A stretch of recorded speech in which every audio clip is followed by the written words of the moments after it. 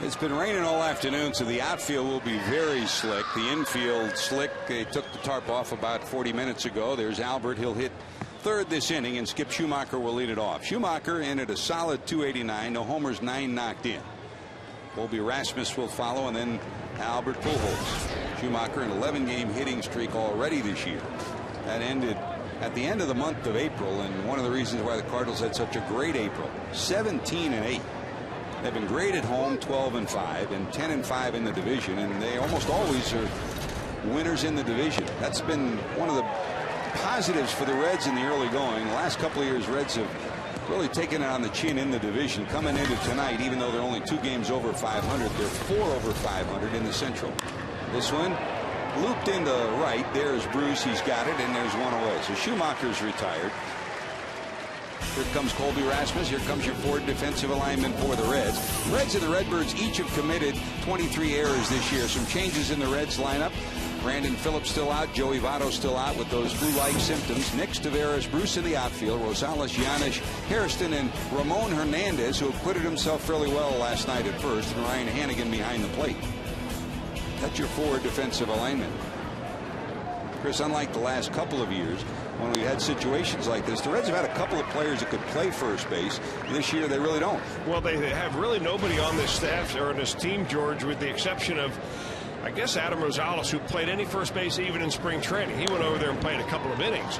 But really, nobody's worked out at first base very much. You have to either say, all right, maybe Rosales, maybe Ramon Hernandez, and other guys can fill in, but if it's going to be something over a longer period of time, you want to make a different step. But Ramon Hernandez last night made some nice plays out there, and he availed himself, as you said, very well.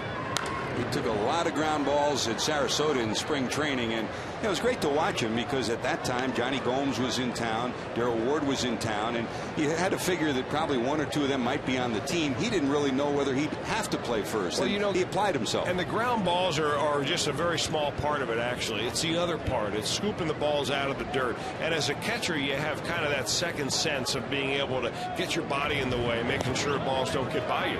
Of course, the rest of the infield wants to make sure that they throw the ball over. But remember, you've got to fill in at third base, you've got to fill in a shortstop, and you've got to fill in at second base. So this is about as makeshift a lineup as you will see Dusty Baker field all year long, we hope.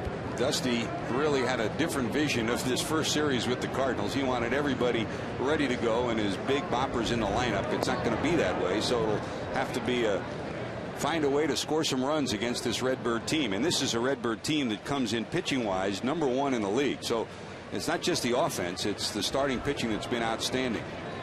6 putouts at first base so far for Ramon. And the other thing about this game, the ball eventually finds you when you're not a superlative fielder at any position. 2 balls, 2 strikes to Rasmus. One of the 2 rookies in this lineup, Colby. His 20th start of the year. Became the youngest player on the opening day roster for the Cardinals since 2000-2001. This one popped up. Is there going to be room? Hannigan can't find it. Now he locates. Will he get there? He can't hold on.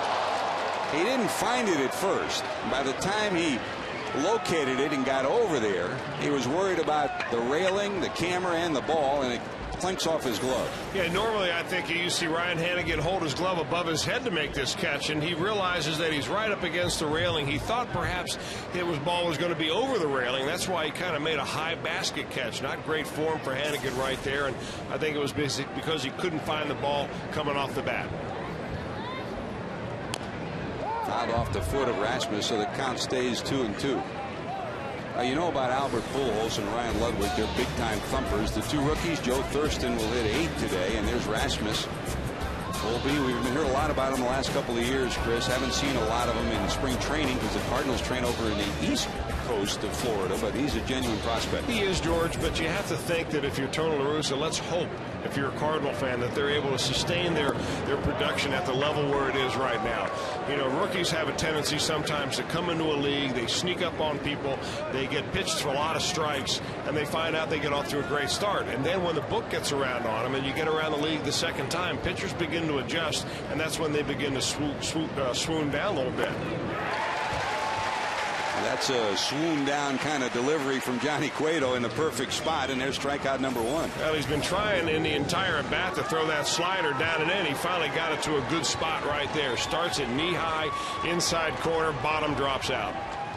I'm not sure, Chris. After he delivered that pitch, he kind of bent over for a moment, and now he's at the top of the mound kind of tweaking. It looked like his right hip and right side. He's taking a little extra time to kick some dirt around. He delivered the pitch, fell off to the left side as he usually does, and then took a moment to kind of stretch a little bit. We'll keep an eye on it. Here's Albert. Got in on him a little bit. Back, warning track against the wall. Hauling it in is Lance Nix. So far, so good. Pujols, who's hit .367 against the Reds, is 0 for 1.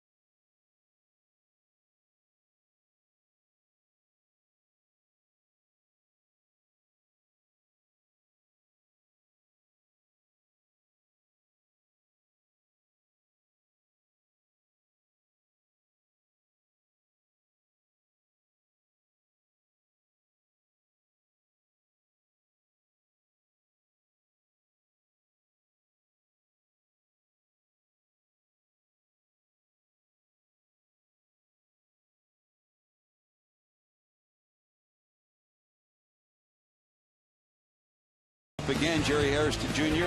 back at second. Brandon Phillips out of the lineup. Jay Bruce moves up to third with Joey Votto out of the lineup. Ramon against Pinheiro. 8 for 24, 333. Not a lot of the Reds have had a lot of success against Joel.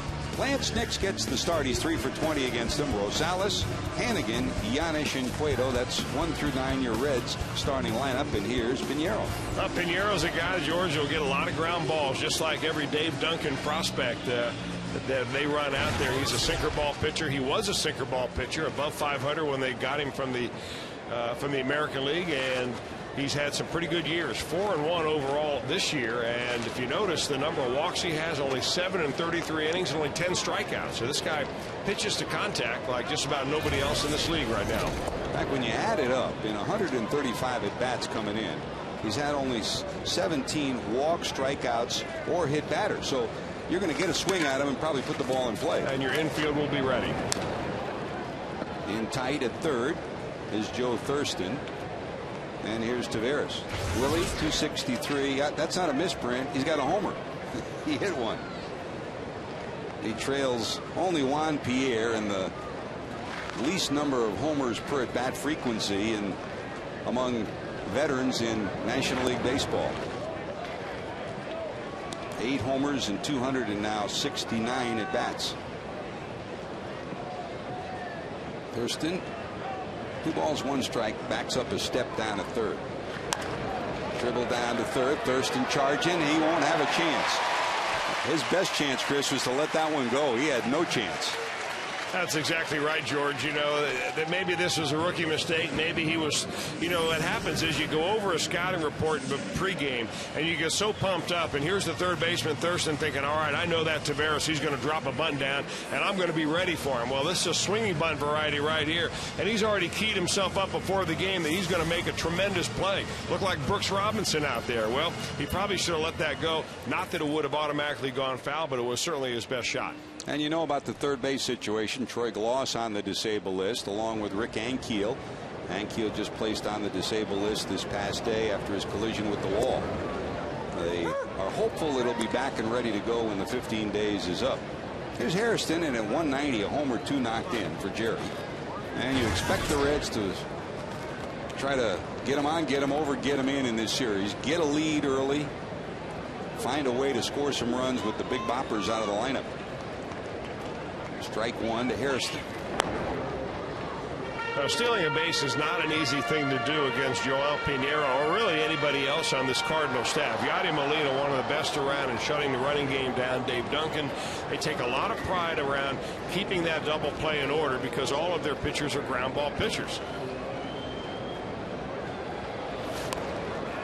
Drops a bunt down, but it's foul. Well, the Cardinals have a lot of versatility on their team, and for Jerry Hairston, he's the same kind of a personage for Dusty Baker. Starts for the Reds by position, 8 at second, 2 at third, 34 at short, left, center, right. A great guy to have on your ball club, especially when your Gold Glover goes down with the flu bug. I think probably the bunt's off at this point. 0-2. Did it hit him? Just missed him. And it's 1 ball and 2 strikes. In fact, I'm a little surprised that Hairston would either be bunting on there with 1 strike, because what Dusty Baker made this point to Chris Dickerson earlier in the year is once you get down 0-1, and if you bunt and foul it off, now you're down in an 0-2 hole. Dickerson did it earlier in the year on his own, and Dusty said, you know, this is the reason why I don't particularly like that. And here the same situation that Jerry Hairston finds himself in. Would have been nice to be able to walk into that pitch. Take one for the team, get a runner on. And the other thing, maybe you watched the other day when Brandon Phillips blocked the bag on Cody Ross coming back when they picked him off. Pujols is one of the best in the league at doing that on runners diving back. He'll take that right foot and block the bag, so he'll punish a runner trying to dive back in. He's already taken some of the bag away, as you see. 1 ball, 2 strikes. Hot backhand out of play.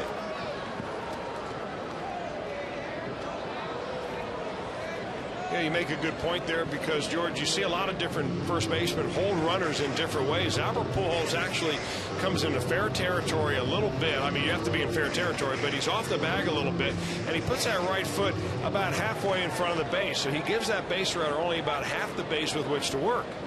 And he can slip that right foot back even a little bit farther and block the base off completely. And that right leg's like a tree trunk. 2 balls, 2 strikes. Finally, the count is even. Let's see if Taveras has got a measure on Pinheiro and might be moving. This is what I'm talking about right here. You see where Albert's foot is, so you really got about half the base blocked off.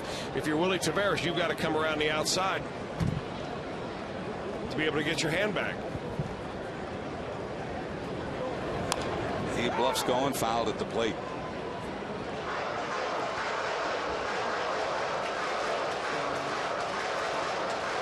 Cardinals have won for a lot of reasons in recent years, but fundamentally they have always been solid. Tony La Russa in Chicago with the White Sox, then on to Oakland, and for the last 14 years in St. Louis has had a staff that is exceptional at fundamentals. And Jose Aquindo is one of the best infield instructors in the game. Dave McKay spent a lot of time with his first baseman as well. And Joe Patini, another brilliant infield instructor. So you put all those together, and they've had other guys, you know, like Rene Latchman and people like that over the years, Chris, that really help you get better. Well, what they've done, George, is that they've kind of set the standard, and every other ball club now is beginning to catch up to what the Cardinals have done overall. I mean, they pioneered a lot of the infield things, that the special pickoff plays and so on that they put in there, but I don't think they're any farther along ahead now than they used to be. I mean, they used to be further ahead, but I think no longer. I think other teams have seen what La Russa does. He's still probably the most prepared manager in the game. He's still the most exacting. I think Dave Duncan is the same way. Dave Duncan doesn't mess with mechanics at all. He talks about approach more often than not when it comes to his pitchers. But boy, they are able to polish guys that have had bad starts somewhere else. They come to the Cardinals and do well. 3-2, drilled towards the corner. If it's fair, it's trouble. That's a fair ball. Here's Taveras around third. They're going to send him. Here comes the relay throw. There will be no throw to the plate. Harrison delivers a 2-base hit, and the Reds have an early 1-0 lead. He finally got a pitch up, and boy, did he hop on it. That's exactly what you want to do against Pinheiro. Keep making him throw a lot of pitches, and he finally got one on a 3-2 count, keeps it fair. And with Willie Taveras on the base pass, once that ball hits the wall, this guy can boot scoot around the bases, wet ground or not. He'll come around to score, and the Reds get an early lead here against the Cardinals. That is huge. He's got Olympic relay speed, and he scampers home, running on the 3-2 pitch. Reds lead at 1-0. Here's Jay Bruce. So Hairston's in scoring position. He gets two-bagger number 3. Here's Jay, hot of late, now 8 homers and 16 knocked in. Against Pinheiro, he's 1 for 3. But the Cardinals have pitched him very well in his brief career. Last year, he hit only 190 against St. Louis. And this whole Reds team has struggled with runners in scoring position. Jay's at 154. In fact, the only Red over 300 is Joey Votto, and he's not in the lineup. There's a dribbler, but a productive out for Jay. He gets the runner to third. Here's your Ford defensive alignment for the Redbirds. They also have committed 23 errors during the course of this season. The outfield will have Chris Duncan over in left, Colby Rasmussen for Hank Keel in center, and Ryan Ludwig over in right. Joe Thurston at third. Khalil Green came over from San Diego in the offseason. Skip Schumacher coming in from the outfield is second. Albert Pujols at first, and the Gold Glove winner of last year, Yadi Molina, behind the plate. That's your Ford defensive alignment.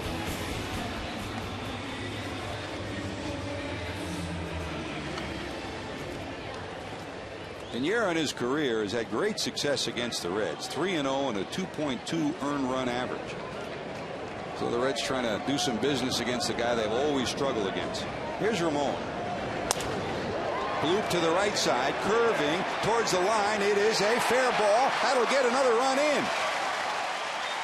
How many times do you see it, Chris? With runners in scoring position, he'll shorten his swing. He almost always goes to the right side, and he cashed in. Well, the Cardinals did kind of a tricky defense right there. They started with their infielders back, then they were rushing in at the time the ball was being pitched to the plate. Little slider, got it right out on the end of the bat. And, you know, 9 out of 10 times it's going to be a base hit. And for Ramon Hernandez, it also means an RBI when you chalk it right down the line like that. 9th run batted in on the season for Ramon. Reds lead at 2-0, and here comes Lance Nix. Nix on the season, 351, a homer and 5 knocked in. He's faced Pinheiro in their American League matchups. He's only 3 for 20 against him.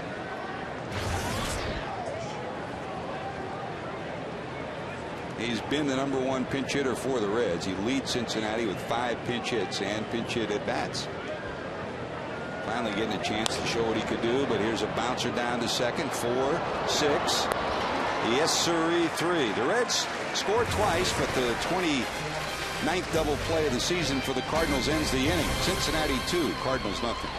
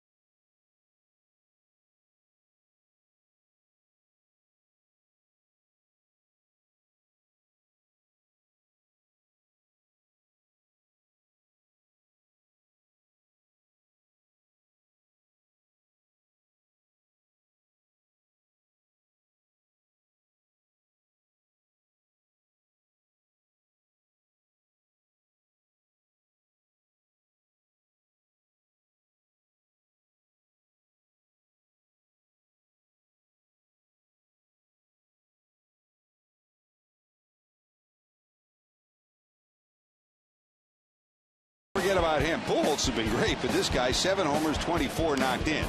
in his career against the Reds. He's hit over 300, 9 home runs as well. And Chris, the numbers tell part of the story, but he's had some big hits against Cincinnati in the last couple of years. Well, he's your epitome of a late bloomer.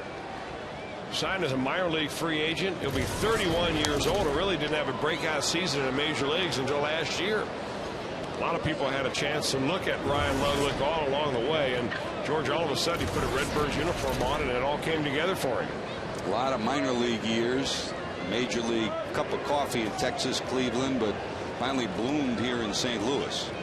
Had a whole bunch of injuries. You could kind of match his career with Jason Bay, too. Every time it looked like he was starting to turn things on, he'd get another injury, and it would slow him up. But he's found a home in St. Louis. Well, he's had some serious injury. He has a pin in his hip. He had a major hip problem and had surgery there. He's also has a rod in his hip, and he's also got a pin in his wrist from a wrist injury that he has previously sustained. So you don't want to go through airport security with him. Well, you know, they've got a few guys on this ball club with some medical problems that so far are under check, but you just really never know. That's a strike 1 and 2. You know, we marveled last year at the beginning of the season, Chris, when Albert Pujols was having trouble with his balky elbow. He's had a heel problem, and he was always on the precipice of going down. But he found a way to stay healthy, found a way to put up big numbers. Here's a fly ball off the railing down the right field line. 1 ball, 2 strikes. Good job of just staying alive in that at bat by Ludwig. Just kind of flipped the bat out there to spoil the pitch. Gives you an idea of what kind of power he has. 8 minor league teams. He was drafted originally by Oakland. They saw the promise that he had. UNLV was his matriculated home in college, and when he finally made it to St. Louis in 2007, he's gotten better and better. Missing down and in, 2 and 2.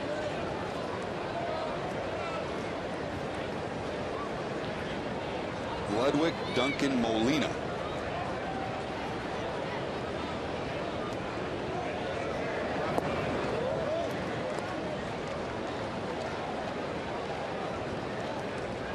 You know, Chris, you've been there. You've been on teams where you've had injuries or you've had things come up, and you had a sense as you walked through the Reds clubhouse today that they knew that Tony La Russa's coming to town. They knew this is a big series. You've got to show the Cardinals that you are for real. And, you know, injuries or not, the flu bug or not, you want to come out and play your best baseball. Well, you know, George, I think the Cardinals coming to town mean different things for different people. For Dusty Baker, it means Tony La Russa. For most of the players, especially the pitchers on the Red staff, it means Albert Pujols.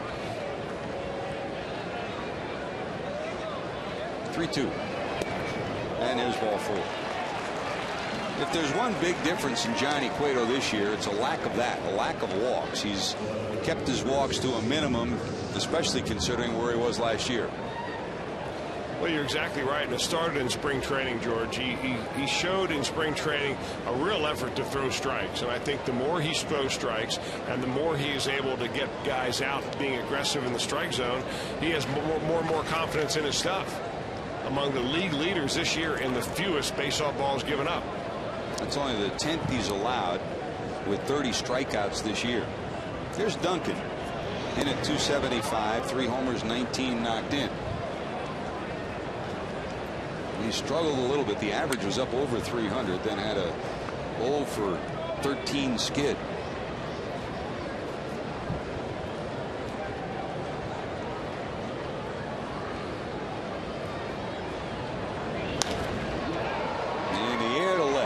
Against the wall, Nix looking up, reaching up, and he holds on. Boy, the ball's carrying tonight. Ooh.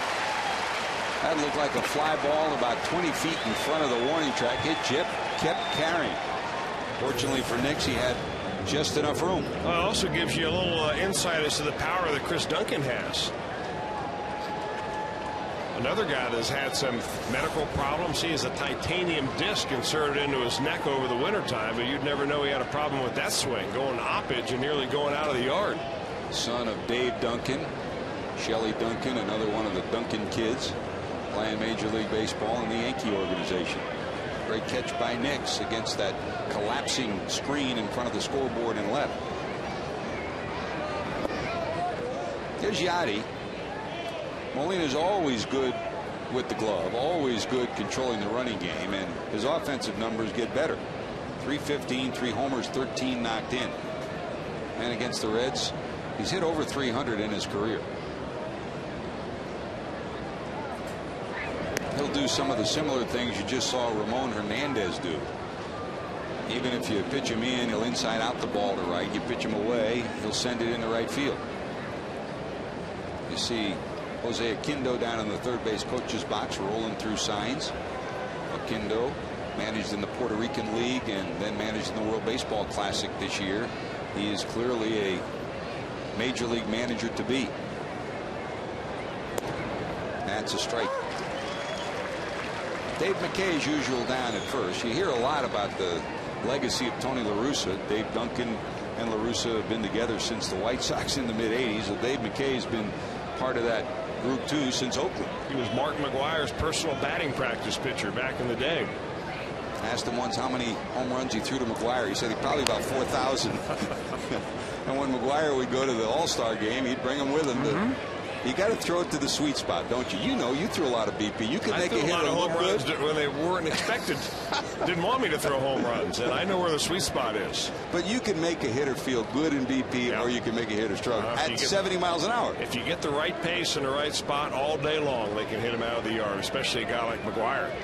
Sean Casey saying the other day, if he comes back, he wants you to throw him BP. That's a big if. 2 balls, 2 strikes. In on him, trying to inside out to right, but it's pop foul and out of play.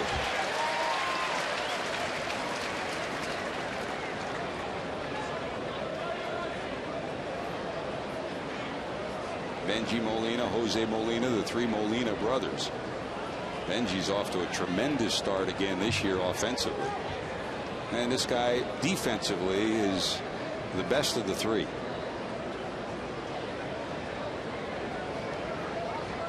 Ludwig, short lead, not going.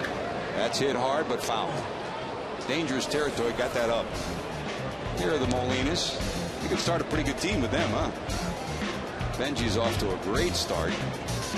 278 for his career and 126 homers.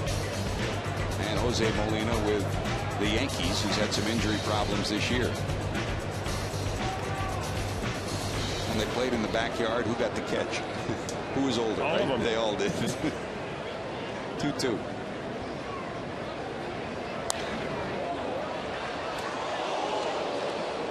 Molina will make you work your pitch count up, and he's doing it here.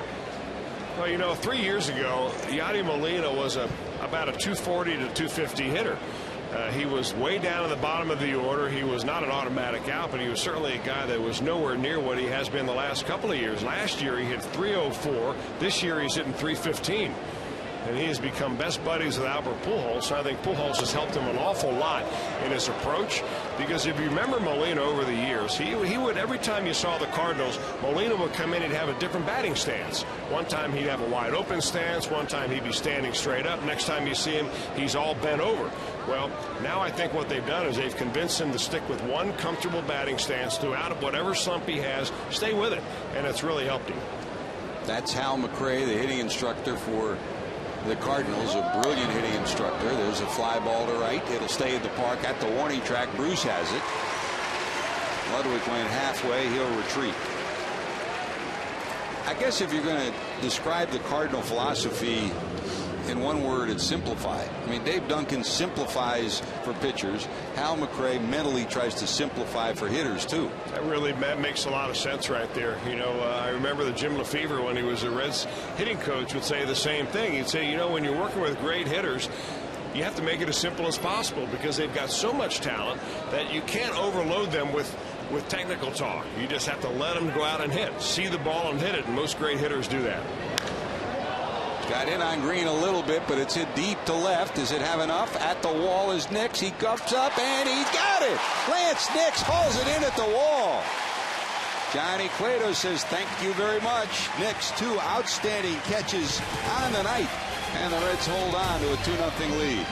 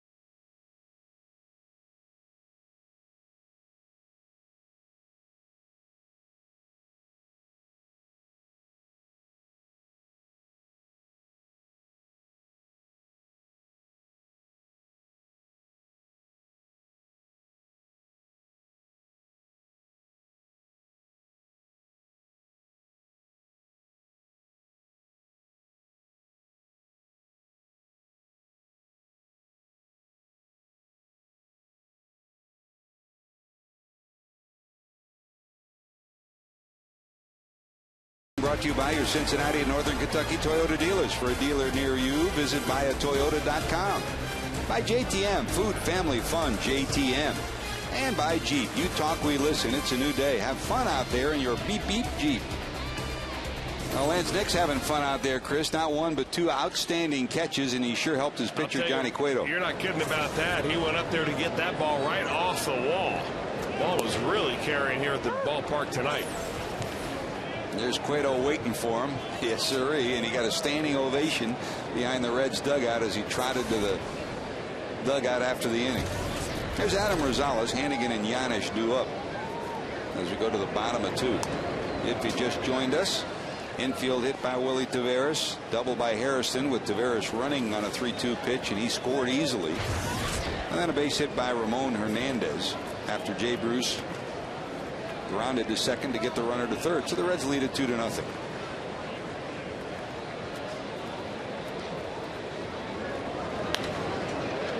That's going to sneak its way into center, a base hit. Second straight inning, Reds have the leadoff hitter on. And here comes Hannigan. Billy Hatcher's got his eyes peering out at left field. What's he looking at? That Toyota Tundra. And this Tundra in left and the sign as well is a big part of Reds baseball in 2009. If a Reds player hits the Tundra or the Tundra sign during today's game, Annette Fisher of Florence, Kentucky is going to win it. Register for your chance to win during an upcoming game at your Cincinnati and Northern Kentucky Toyota dealers. Either in left or the sign in right center too. In the old days, Mark McGuire would have a chance, huh? Willie Mo Pena would have a chance in left center. Rights? Willie Mo, yeah. Yep. Albert Pujols could probably hit that bad boy. Either way, right center or left center. Strike one to Hannigan. That's a liner into right, a base hit. Here comes Rosales around second. He's going to head to third. Rasmus' throw going to come all the way in. It will not be in time. A good hitting approach tonight by the Reds. Brooks Jacoby's got his guys thinking about hitting the ball back up the middle. If you try to do too much against a sinker ball pitcher like Pinero, you're going to get on top of the ball, hit some ground balls. He got that one up, and you just try to take it right back through the middle. That's what Ryan Hannigan did, like Rosales. And Rosales will go from first to third, and the Reds have some business working again. Hannigan took a big turn, thought of going to second, but then slammed on the brakes. The throw went over the cutoff man's head. So he doesn't get there. It's first and third, and here's Giannis. Nobody out. He's in the 8th spot. Cueto's on deck. Now, if this were Michael Owings, you might see him put a bunt down. Not tonight with Cueto on deck. How about Owings and his triple, Chris? That's guy can flat out hit. He's an athlete. He can pitch. He can hit too. The go-ahead hit as the Reds inched ahead of Milwaukee and got a victory last night. Down to third, that'll go foul. George, I don't think the Baltimore Orioles were too happy with the fact that Alex Rodriguez was activated by the Yankees before tonight's ball game. In his first at bat, what did he do? Hit a 3-run home run to put the Yankees up on the O's. Alex is back after the hip surgery and the offseason that was somewhat tumultuous. And he comes back in the same week that Manny Ramirez is banned for 50 games. He'll sit out 50 games. You know, one other bit of baseball news also coming out of Baltimore is the fact that the Orioles have traded Ryan Friel, somewhat disgruntled off to a very bad start. They traded him tonight to the Chicago Cubs. And the Cubs were interested in him last year and the year before, but very seldom do teams trade within their division. So the Reds will get a look at Friel the next time they meet the Cubs. There's a swing and a miss. With the infield back at double play depth, the Cardinals were giving away a run if he could get a ground ball in the middle of the infield. Couldn't do it, and there's your first out. And now the speculation is, will Dusty Baker pull a Tony La Russa and drop a suicide squeeze down right here? Got ahead of him in the count and threw an inside fastball. Actually, Yadi Molino looked like he was set up on the outside corner. Sometimes you miss your spot and you still get a good benefit from it. There's Johnny in at an even 200. 10 at bats and 2 hits. He shows bunt. Thurston charging from third, and he'll step out. Now this is about as good a cat and mouse as you will find. Of course, this time it's Baker calling the offensive signs and La Russa calling the defense. You can defense against a suicide squeeze a number of different ways. Pinero just showed you one of them. Rosales holds. There'll be a throw, and it'll go down the right field line. A run will score. Here comes Hannigan. He'll stop at third, and Cueto will be on at second. Great job by Adam Rosales. He threatened down the line and slammed on the brakes. Pinero took a peek at him, and by the time he tried to get the speedy Cueto, he throws it away. Well, this is not in the Tony La Russa playbook. I'll tell you that. It bounces off the plate. The pitcher Pinero gets it. He's going to go to first base. Meanwhile, halfway down the line is Rosales. Rosales can do that because there's nobody there. The third baseman Thurston went down to field the bunt. Rosales only had about 20 feet to go. He goes in with the Reds' third run of the ball game. And Johnny Cueto, after all that commotion, will end up on second base. Hannigan goes to third, and the Reds are still in business. Cueto gets credit for a sacrifice. The error on the pitcher allows the run to score, and the Reds lead it 3-0. Sacrifice in a ribby, right? That's nice. Here's Taveras from the stretch with one out, second and third. Pinero operating. Hannigan's down at third. Cueto's down at second. Now, Chris, we've talked a lot about this over the last few years, that the way the Reds have to play against the Cardinals is this way. Whether they have Votto and Phillips in the lineup or not, be aggressive, make things happen. And those are the years and those are the series where the Reds have played their best. Well, you need a few good breaks going your way, too, and that certainly worked in their favor.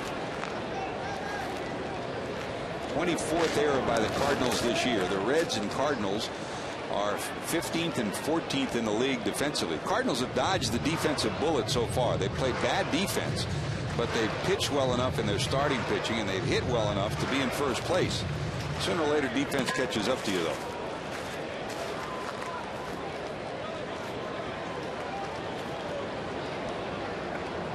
Infield halfway for the Redbirds. Taveras reached on an infield hit, scored in the first.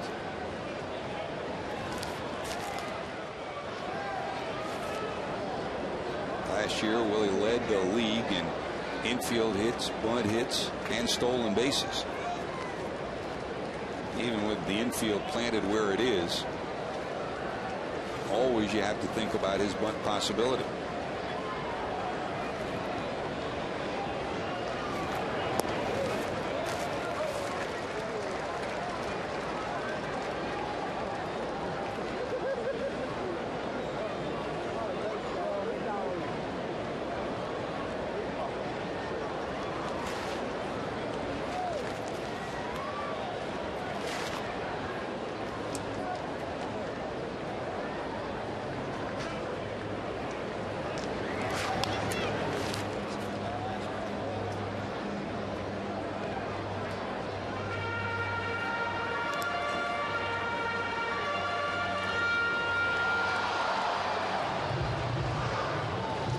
They're the numbers we just talked about. The Reds 14th and 15th with the Cardinals. They came in each with 23 errors coming in. Only Washington has committed more miscues.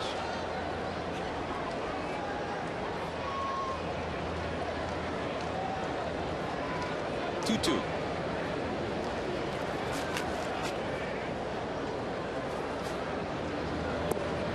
And we'll go full 3-2. Well, he really likes to run that sinker down and into you. Pinero does. He knows that if he can get a right-hander like Willie Taveras to roll over on a ball, get a ball to the third baseman, you're not going to score a run with a grounder to the third base.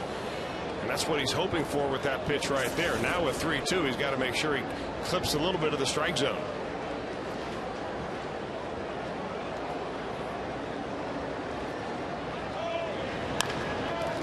That's fouled on the third base line. Willie will try it again. 3-2. By the way, George, a scoring update. They did not give Johnny Cueto a run batted in on that play. Pitchers Union will take that up at the meeting after the game. I think it's already been officially filed. What harm would it do? That's right, especially if it's a pitcher. Hannigan off third, Cueto off second. Infield still halfway. Here's the 3-2. A bouncer. That's going to go through. That'll get Hannigan in. Cueto will hold. Taveras is 2 for 2. The Reds now lead at 4-0. Now, they're not exactly beating the fences down, but who cares? They're finding holes, and if you hit the ball on the ground enough, you're going to live by the ground ball and die by the ground ball. Tonight for Joel Pinheiro, it has been the latter there. He gives up his 4th run of the ball game, an innocuous little ground ball by Willie Taveras that finds a hole in the 5.5 spot, and he's on first base. And again, the Reds with runners at first and third. Still only 1 out, and here comes Jerry Hairston Jr. He drilled a 3-2 pitch into the corner for a double in left in the first. That gave the Reds a 1-0 lead. And we'll see if Taveras might be off and scampering here. Willie's stolen 6, been caught once. And a replay of the time he was caught in Pittsburgh showed that he actually was safe getting in there.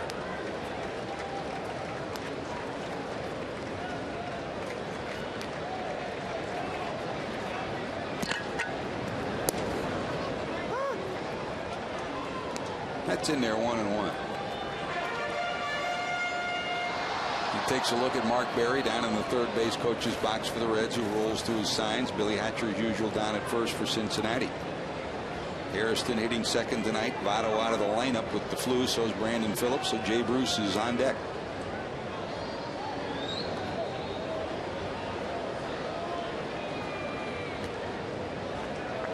Creek hasn't risen yet, huh? Oh, it's on its way.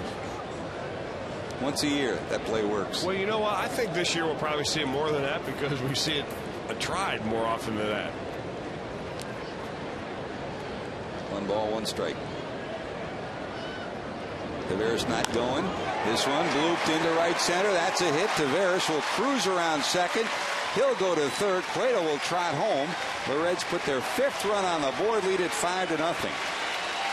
I mean, none of the balls have been hit that hard, but they've been placed perfectly, and the Reds have a 5-0 lead. Not a whole lot you can do about it if you're Tony La Russa, but sit and watch and say, wait, maybe this is not one of our nights right here. A hanging breaking ball by Pinheiro, and that ball is just dribbled into right center field. A little bit of a bloop base hit right here. There have not been a whole lot of line drives off the bats, but just goes to show you, you don't have to hit them hard. You just have to hit them where they ain't. So Hairston's 2 for 2, single and a double. He's now 5 for 12 against Pinheiro in their matchups. And here comes Jay Bruce. He bounced out in the first, but that sent Hairston from second to third, where he scored on the base hit by Ramon Hernandez.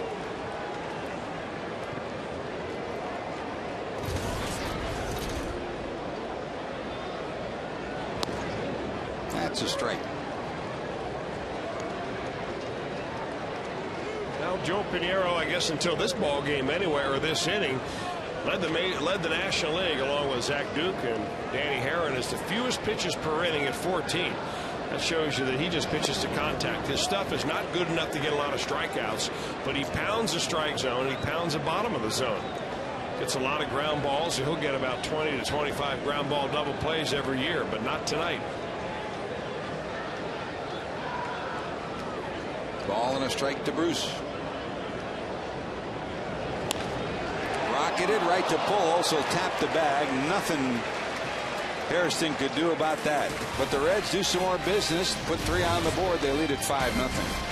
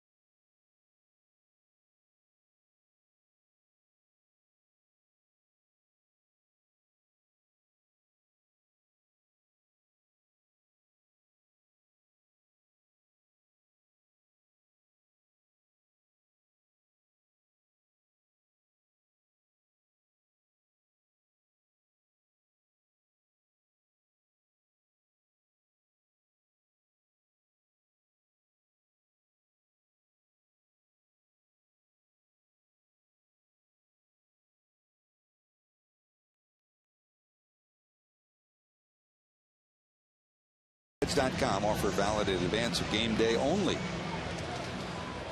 So far turned into a pretty comfortable night on a day where it poured most of the afternoon. Comfortable for the Reds at the plate, too. 5 runs, 7 hits. Cincinnati leads at 5-0. There's Joe Thurston hitting in the 8th spot. And you know the scenario that Tony La Russa has had over the last few years where he's hit the pitcher in the 8th spot often. But with this lineup that is somewhat of a makeshift lineup as well, he's back to his normal pitcher hitting 9th lineup. Thurston at 278, a homer, 14 knocked in. One of 2 rookies in this lineup tonight. One of 10 rookies the Cardinals have used. Grass cutter down to short. Nice job by Giannis taking the tricky hop. 1 away. The ball slashed by Thurston. He can get down the line fairly quickly too, but it takes kind of a funny hop at the very end. That's why with Paul Giannis getting right in front of it, even though he comes up and probably out of his glove a little bit, blocks it with his body and is able to make a play. The kid can play some defense. There's no question about that. Man. It's funny, we were in Houston, Chris, we were talking to him. Of course, he went to Rice, and his coach Wayne Graham, and when he went to Rice, he went there with the idea he was going to pitch too. There's a fly ball to right. Bruce looking up. He'll haul it in 2 away. And little did he expect he'd end up pitching a week later. And he hopes he didn't have to do it again, but he was ready. Well, you know, here's a guy that had Tommy John surgery, George. He still got the ball up over 90 miles an hour in that pitching debut of his. Gave up 5 runs, but still did record a strikeout. And I think maybe if you go down the bullpen and work with David Weathers and Arthur Rose a little bit, they'll show him a little couple of tricks and probably get that earned run down average down a little bit. I think he likes it right where he is. That's short. Last he gets 2 strikeouts right here in the top of the 9th inning. A nice little action on that last fastball. Painting the corners.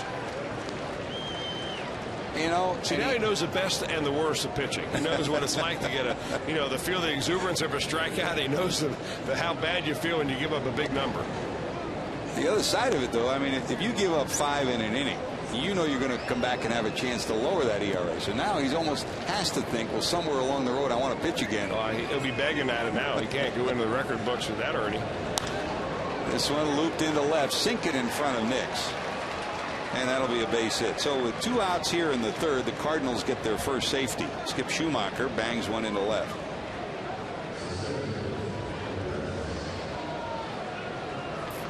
There's Rasmus, who struck out on a 3-2 pitch in the 1st.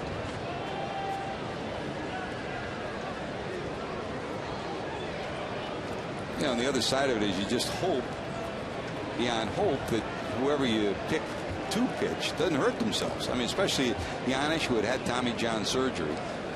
And Dusty told him, just throw strikes. Don't try to be tricky. Rocky Colavito back in the 50s pitched an inning. He said, boy, I loved every minute of that. And then remember, Jose Canseco pitched and hurt himself. You never know. He hurt himself in the outfield when balls were dropping on his head. I'll tell you, as wacky as he was, he probably had more truth than anybody in this whole performance enhancing issue. You know, sad story this week with Manny Ramirez suspended for 50 games. You know, after a while, you can't say you're surprised. It's like, what would be next? It seems like if you're a home run hitter in the last, well, this generation of hitters, you're on that list. I mean, all the top 6 of the top 10 are on that list. Manny, the latest to be nailed. 50-game suspension. He will not be eligible to come back until the 3rd of July. He'll lose about $7 million of his $20 million salary. And, of course, notably absent, of course, the names like Ken Griffey Jr., Jim Thome. So, I mean, give them props. And Chris, you know, Albert Pujols is on that list, too. And there are the difficulty for those athletes that continue to play is that they've got to answer the questions. In my mind, that guy right there just works harder than anybody else, applies himself both on the field and off the field better than anybody else. And I've watched him since he was a minor leaguer, and he's a very special person. That's a foul ball. And you and I have known Ken Griffey Jr. since he was a kid. I mean, I have, people say, is there anybody you can point at and say he didn't do it? And I think Junior would be one, because he hates medication of any kind. I mean, ask Dr. Krimchek. And if anybody that had a reason to do it because of all the injuries he had, he would have. The good news is, I think the game's cleaner than it's ever been, and hopefully as we go ahead in the future, it'll get even better. Tries to check it, does he? Marty Foster says no. Like Johnny reached back for a little extra that time and nearly got Rasmus to swing at the ball. This kid's got some pretty good bat speed. Looks like he can turn on an inside fastball with the best of them. Dusty waving his hand saying he went around. He went around. 3-2 again. Runner off first. Schumacher, he's going. It's fouled off.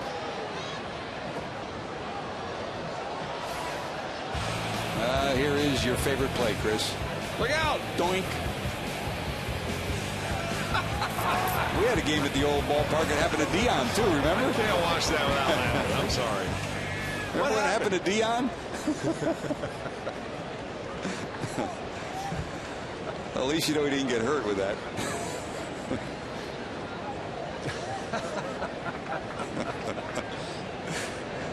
Three-two, line to left, curving, it'll go foul.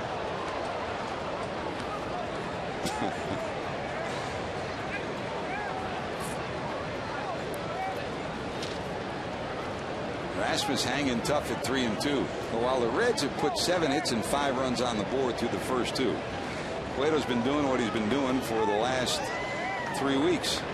Only 1 hit allowed and 1 walk so far.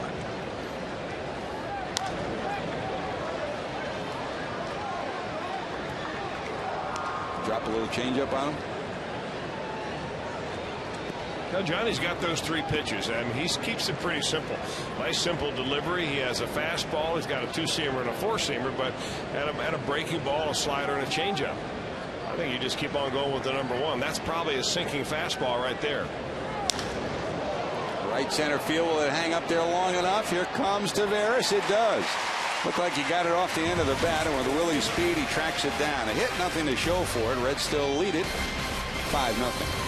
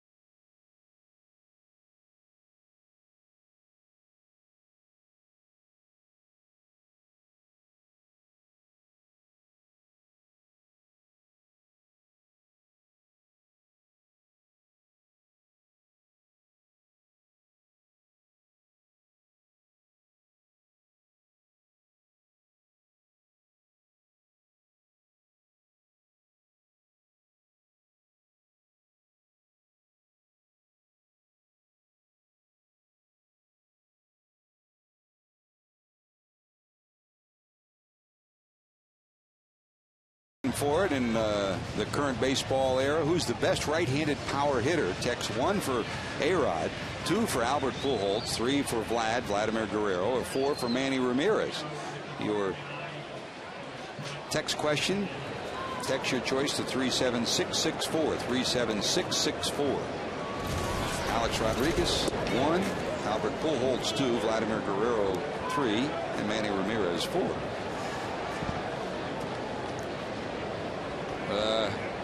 My vote goes to the Cardinal guy. Here's Ramon. He doubled to right, knocked in a run. I don't know about you, Chris, but I still think, in my mind, when I think of home run king, it's still Henry Aaron. And who knows how many home runs Willie Mays or Frank Robinson would have hit in this era. Not just, I mean, we can talk about performance enhancing drugs and so on and so forth, but the smaller ballparks, the lower mound, everything else that they had to battle. That's very true. I don't think there's any question about that. I mean, you talk to people that were in San Francisco at the time that Willie Mays was out there before they enclosed the stadium. The wind probably took 100 home runs away from him.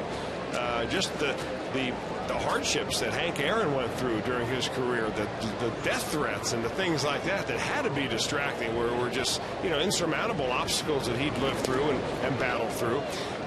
But they're really of a different generation. So if you're broadcasting now to a new generation of baseball fans, what they're looking at are the names that are on your screen right now. A-Rod and Pujols and Vladimir Guerrero and Manny Ramirez. Hopper down to short. Green double dribbles it, but still has time to recover and throw out Ramon. One away. Albert, the big leader so far. Cardinals really need number 3 to do what he can do offensively and be solid defensively. The former Clemson star, their shortstop. 553 home runs for Alex Rodriguez. 330 for Albert. Vladimir Guerrero 393 on the disabled list now, trying to come back. Manny Ramirez on the suspended list with over 500 home runs as well. And there is somewhat of an irony to the fact that on the same day that Manny was banned for 50 games yesterday, the word officially came that Alex was coming back today, and Rodriguez is already homered. It'll be interesting to see what happens in New York. There's Nix off the end of the bat. It's carrying, though. Duncan at the warning track. Nix is 0 for 2, 2 away.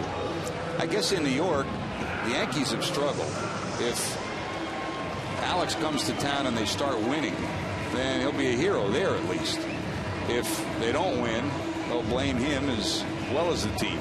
But no matter where he goes outside of Yankee Stadium, he's going to find the boo birds. Well, he's been a lightning rod for criticism. There's no doubt about it. And, you know, I'm not sure why he needs so much publicity. I mean, he's a great player. Yeah, it has been. So, but I guess only in New York where you get the kind of following on the back page of the papers every day. Gossip column headlines as much as baseball headlines. Yankees 13 and 15, 5.5 back of Toronto in the Eastern Division going into play tonight.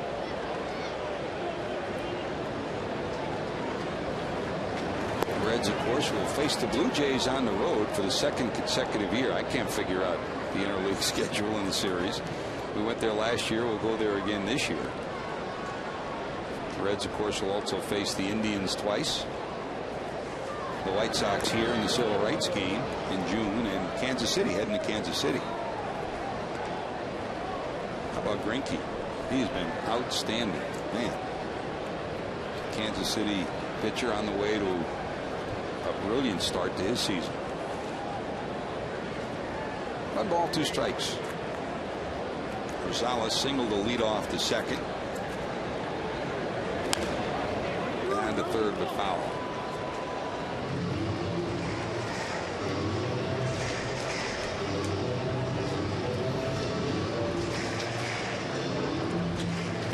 Originally signed back in '97, and while he never became a Red, he was certainly part of the discussion when the Reds traded for Ken Griffey Jr. in Seattle. He was up at Double-A at the time, a starting pitcher that they had big hopes for. He was never included in the Ken Griffey Jr. deal. Stayed in Seattle until 2006. Then on to Boston and the Cardinals the last couple of years. Back in those days at Double-A, I mean, he was a 94, 95 mile an hour fastball. Now he's got the two-seamer working. 2-2. Popped up. Molina over. He'll take charge. And that'll do it. A 1-2-3 for Pinheiro, his first clean inning. Cueto goes back to work. He'll face Albert Pujols first.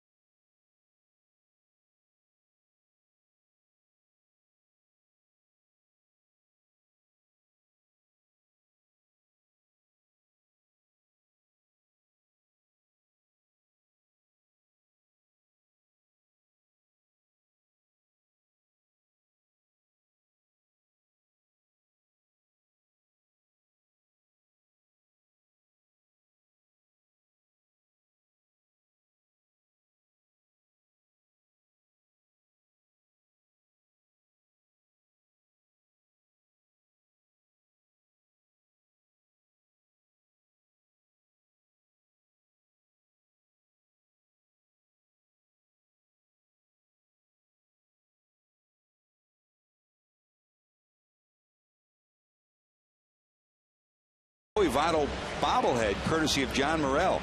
This bobblehead is first in a collectible set of 4 that combine to form a special Great American Ballpark backdrop. For tickets, call 381-REDS or go to Reds.com. We want to unveil our Joey Votto bobblehead.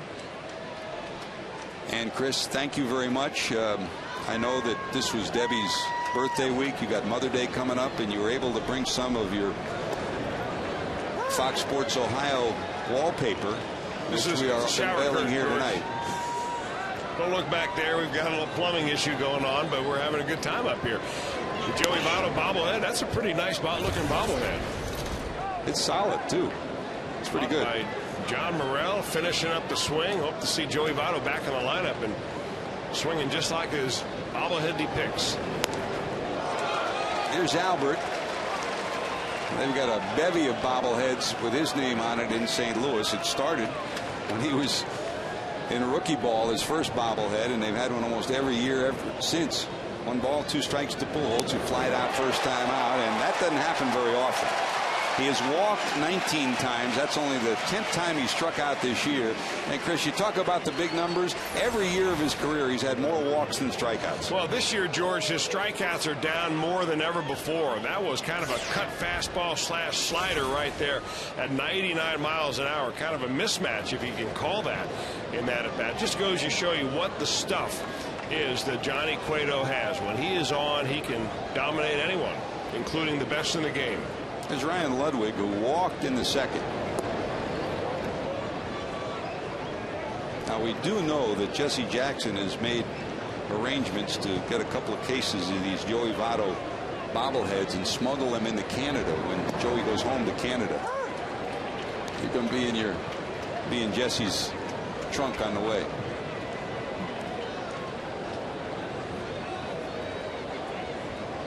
One ball, 1 strike.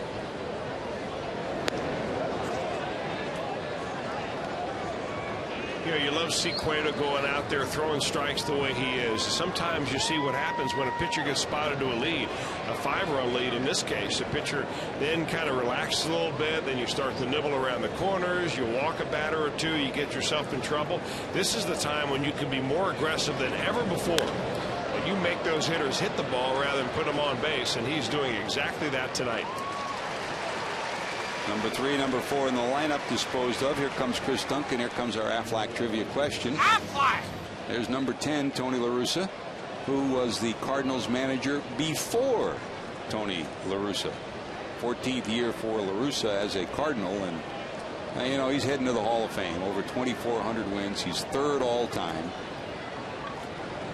and he hasn't missed a beat. And he's wherever he's been, with the White Sox. I remember when he got fired in Chicago, he said, I'm going home for the rest of the year. And Oakland called him a week later and said, how about coming here? And boy, did he build a dynasty in Oakland. And if you talk to him, the 2480, that's his number, behind only Connie Mack and John McGraw. He passed Sparky Anderson 2 years ago. And of anything, the one after winning the World Series, the Earthquake Series against San Francisco in '89, the one craw that sticks in his throat is the sweep by the Reds in 1990. Everybody expected Oakland to sweep Cincinnati, but the Reds swept Oakland, won the World Championship. Lou Piniella and his club wire to wire in the National League, and then won the World Series too. 2 balls, 2 strikes, 2 outs. Duncan flied out first time up. Pop to the left side. Rosales, foul territory. Nicely done. 1, 2, 3 for Johnny C. He's due up third when we return.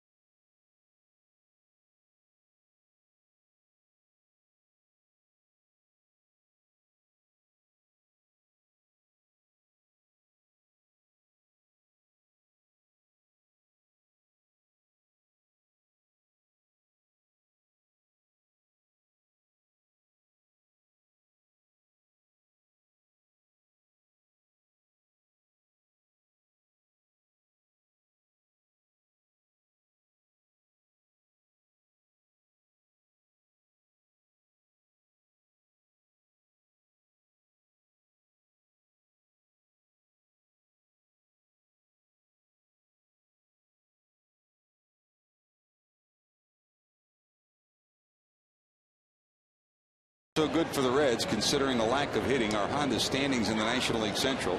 Cardinals, after their best month of April in their franchise history, 17-8, are still holding on to a 2.5-game lead over the Cubs.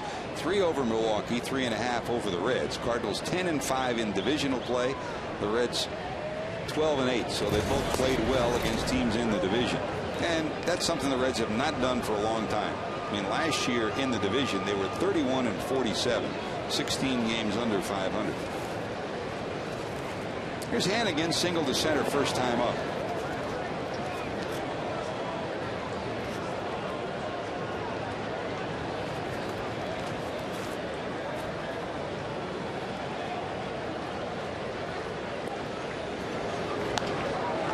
He does it again to the right side. That'll drop as a base hit. Hannigan's 2 for 2. Leadoff hitter on for the Reds. It is the 3rd time in 4 innings the Reds have gotten the leadoff hitter on.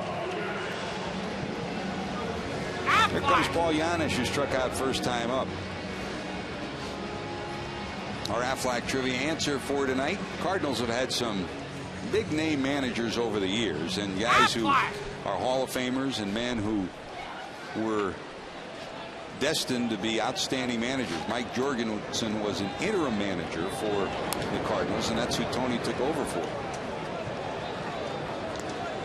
Joe Torre before that. Torre came in 1990. And that was a time when the Cardinals weren't spending any money at all. Whitey Herzog, one of the most brilliant managers of all time, left the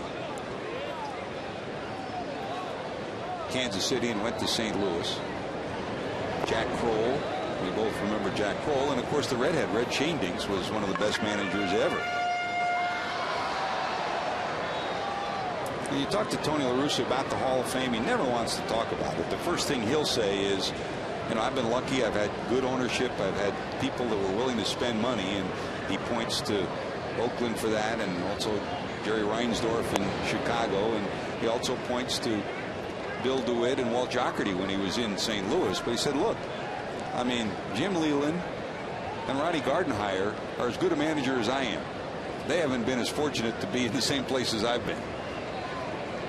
And of course, he and Leyland remain the closest of friends. And the question is, where will Tony La Russa be when his contract expires at the end of this year? Will the Cardinals invite him back? Will he get an extension there? Will he hit the free agent manager market?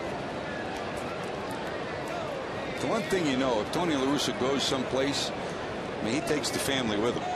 I mean, you're talking about taking Dave Duncan, taking Dave McKay. I mean, down the list, the guys who have been with him for a long period of time. Here's a pop-up to the left side.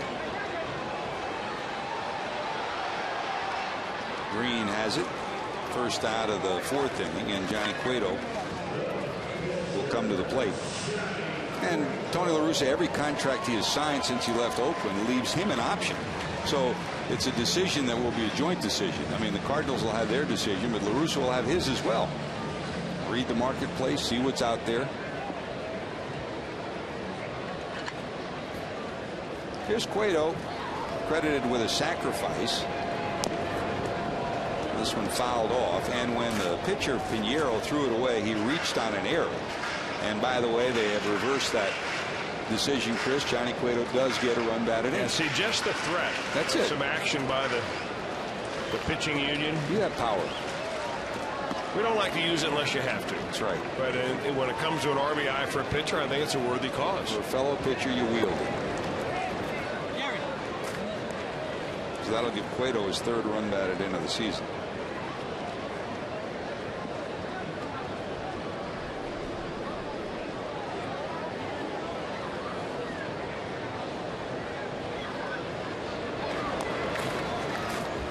That's fouled again. 1 ball, 2 strikes. Check that Johnny did not have a run batted in. He had the 2 hits, but that would be his first run batted in of the season. Johnny peers down at Mark Berry, who rolls through his signs.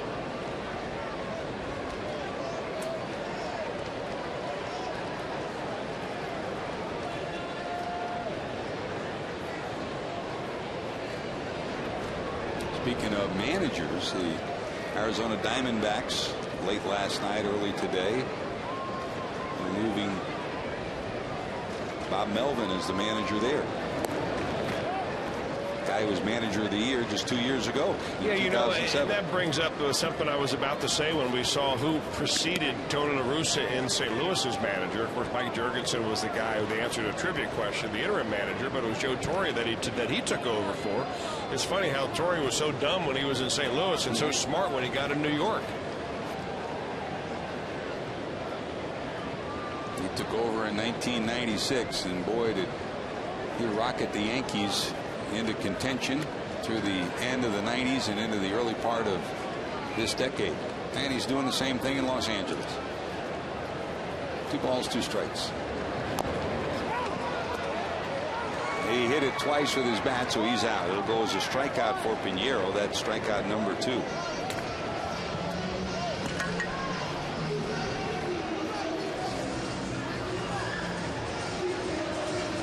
Marvin Hudson explaining it to Johnny and to Dusty too. Johnny Cueto's got one thing down to a science, which is tipping the very top of the ball and then having it come down and hit the plate. He did it the first time up. He did it a foul ball in this at bat. That time it hit the plate, came back up and clipped the back of his bat. So it was a good call by the home plate umpire Marvin Hudson. Goes down as a strikeout, and Reds are stuck with a man at first. Johnny still doesn't believe it. So the Reds unable to move the runner over this time here in the 4th inning. Here's Taveras. A leadoff hit by Hannigan. Giannis couldn't get him over. Cueto can't get him over. And here's Willie, who's 2 for 2. Infield hit and a single to left. He scored a run and knocked in a run.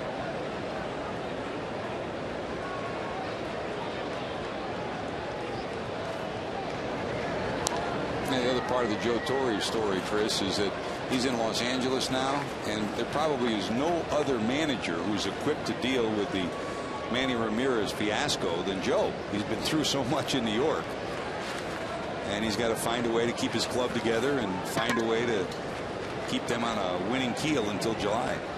Well, they're off to a great start. Had won 13 straight at home until they lost last night. Their first game without Manny Ramirez. The Reds won't go to Los Angeles until July. By then, Manny will be back. That's hit hard right at Thurston. They'll get the out. That'll do it. Leadoff hit, nothing to show for it. Reds still lead 5-0. Molina, Green, Thurston due up.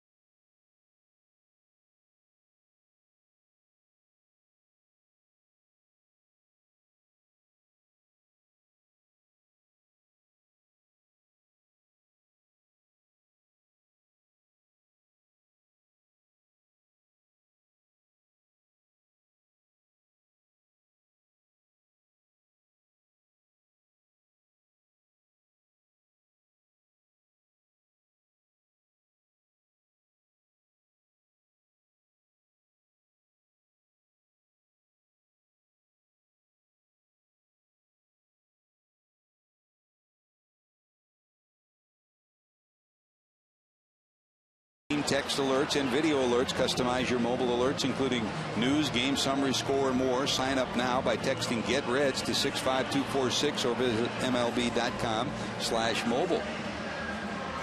Whole lot of red around the ballpark. Cardinal red, Cincinnati red, and Buckeye red too. Reds on the smiling side of this scoreboard, 5-8-0. They've left 3 on. Cardinals, no runs, a hit, 1 error. Johnny Cueto continues what has been a remarkable start to this 2009 season. And he's ready to go to work here in the 5th. Molina, who flied out. Green, who hit one to the wall. And Nix made a great catch on. And Thurston, who grounded out.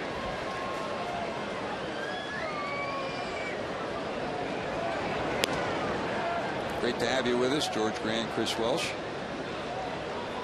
Jim Day, Jeff Pecoro down with Reds Live, and our producer Christian Roberts, our director Carl Patterson. CP's graced us with his presence, Chris.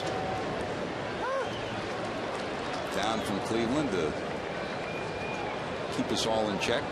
Matt Sigafus, Lauren White, Sarah Mann down in the truck. Kent Weaver as usual, taking care of everything surrounding Reds Live, pre and post.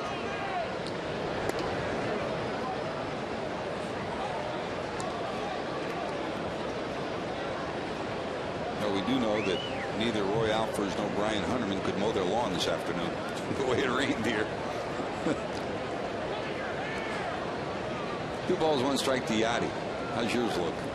I cut it yesterday. I did too. Lucky. Sun peeked through for a while. You'll need it again tomorrow. Game tomorrow? Tomorrow morning? Well, that depends on the weather, I think. 3-1.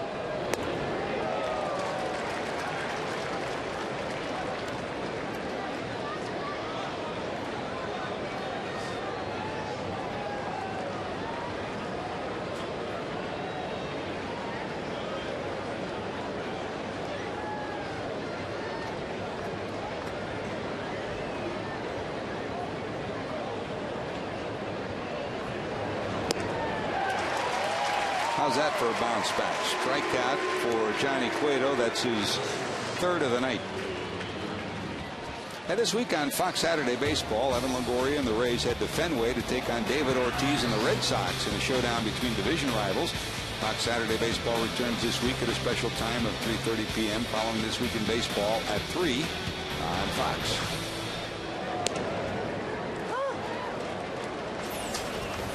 Back-to-back fastballs for Johnny Cueto against Yadi Molina, both in the same spot. Looked like four-seamers that cut away from him a little bit. Went 3-1, threw him a fastball on a fastball hitting count. Molina was late, and he was simply overmatched by the 3-2 pitch. Working very quickly, nice and compact. Left center. There goes Taveras. He won't get there. Rounding first, going to second is Green. He'll chug in there with a two-base hit. Khalil Green, who struggled big time in the early going, hit the ball to the wall first time up, and he gets pretty good wood on this one for a two-base hit. Well, when they first saw Khalil Green in the springtime, they were just so impressed because he had a tremendous spring training. Hit the ball well, played great defense, but since the season began, he got off to a bad start. That time, it looked like he jumped all over a little spinner of a breaking ball on the inner part of the plate. So he took advantage of a mistake pitch from Johnny Cueto there to lace a one-out double. Well, Green's fourth double of the season. He's sitting out at second.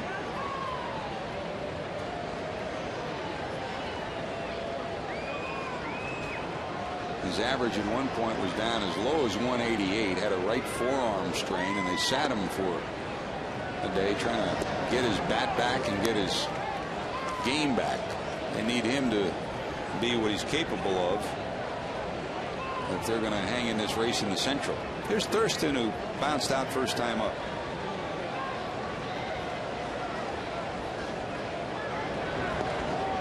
Oh, great job by Hannigan. I don't know how he got a glove on that. Looked like it may have been a cross-up, and that's why Ryan's going out there to remind Johnny Cueto what the signs are with the runner on second base. Whoa. Pull a rotator cuff on your glove side just trying to flag that bad boy down. And Hannigan, speaking of pull muscles on the side like Gonzalez has, that's what he had in spring training. That left side bothered him for a while, and he's continued to take treatment for it. And by the way, if you joined us late, the update on all the walking wounded. Alex Gonzalez, they have not placed him on the disabled list. They're optimistic as he continues to rest and rehab that he's coming back. And the flu bug, of course, once again is hexed Joey Votto and Brandon Phillips out of the lineup. That's a walk. Second walk allowed by Cueto. And here comes Pinheiro. Now, bad time for it because you never want to walk somebody at the bottom of the order that you really should take care of when you're a pitcher. It looks like now he's hurried his windup a little bit. Went bang, bang, bang very quickly, hung that breaking ball to Khalil Green, and then quickly walked the number 8 hitter. So I got to figure, even with one out, Pinheiro is up there to bunt, try to move those runners over. The Cardinals just trying to get a couple of runs on the board to close the gap here. Deadens a bunt pretty well. That'll go down as a sacrifice. The runners go to second and third. So a successful sacrifice for Joel Pinheiro. Well, if you get it down on the first pitch, you certainly take some of the drama out of your at-bat, and that's what Joel Pinheiro does right there. And now the Cardinals have a chance to close the gap to 3 runs with a base hit right here. Pinheiro's third sacrifice of the season. So here's Schumacher, lined out, single to left, 1 for 2. 2 away. Outfield swung a step or 2 towards right with Taveras in center.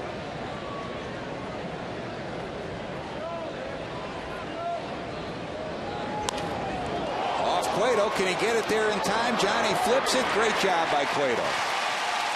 Johnny Cueto helps himself. Ole the goalie. The Reds still lead at 5-0.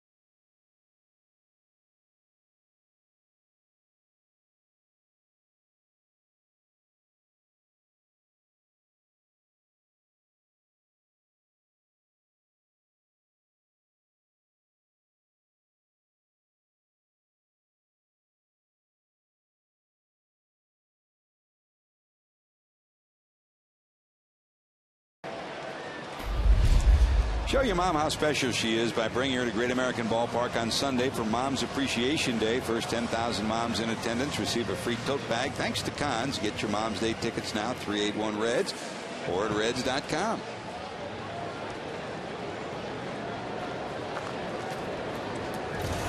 Here's Jerry Hairston Jr. 2 for 2, single and a double. A couple of runs knocked in and a run scored. Here's a look at the kick saving a beauty, Chris. I'll tell you what, I don't know how he dropped that or was able to stop that ball from going right back through the middle. Would have meant a couple of runs, but once he was able to stop it without being injured on it, comes over and makes the play at first base, gets out of the inning, and the shutout is intact. 5 runs, 8 hits for the Reds. No runs, only 2 hits for the Cardinals.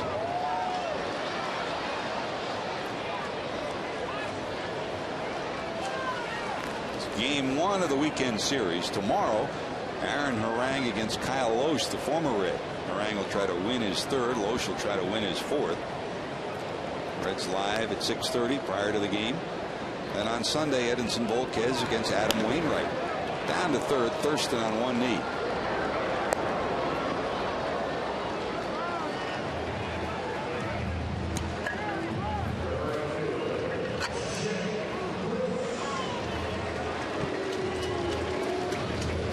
Comes Bruce. Jay bounced to second and lined into a double play. It went right at the first baseman Pujols with Taveras on in the second.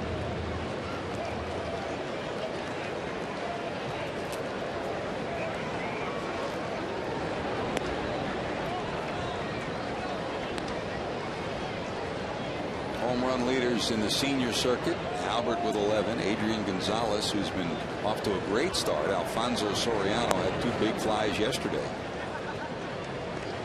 Jay Bruce creeping up.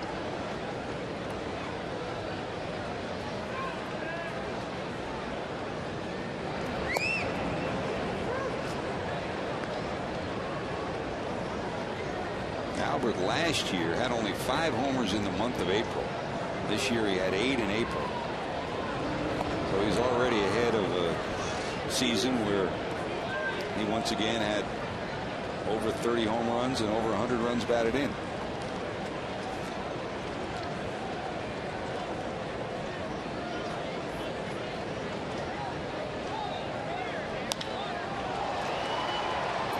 Left center, Rasmus there. You know, Chris, the one thing that we've seen so often over the years, I mean, the Reds had one of the premier players in the game of baseball for many years in Barry Larkin. And the one thing we watched with Barry Larkin and Ken Griffey Jr. as young players came up, certainly on their team, but even on other teams, when you notice something special about them, that they played the game the right way, they take them under their wing. And I think Albert Pujols does that too. I mean, he's talked to Joey Votto, he's talked to Jay Bruce, because he sees, you know, Jeff Francoeur, he's talked to Jeff Francoeur, he sees that they play the game the right way. And when you see that, you want to give, and those are the guys who mean something. There's a shot down the left field line, curving, it'll go foul. Well, he's good for baseball, George, and I think you're exactly right. It's those guys that play the game the right way will impress the best players in the game. And Larkin was very unselfish with his advice, with working with guys, talking to guys, whether it was during the season or in the offseason. And, you know, we saw Albert Pujols last year before a ball game, meeting with Joey Votto, talking about, you know, obviously it was about defensive strategies at first base, how to pick certain balls, how to position yourself and so on. And I think that's what makes the game great. Everybody who comes to a ball game wants to see the best possible level of play possible. And you get it with Albert around here. In the same respect, I mean, there are young players that come up that don't have a clue how to conduct themselves, or they may have talent and ability. But players like Pujols and Larkin aren't going to force that on them. They'll give it to those who want it and are ready for it. Pinheiro gets the strikeout. It's a 1-2-3 inning for him in the 5th. Reds still lead at 5-0. Rasmus when we return.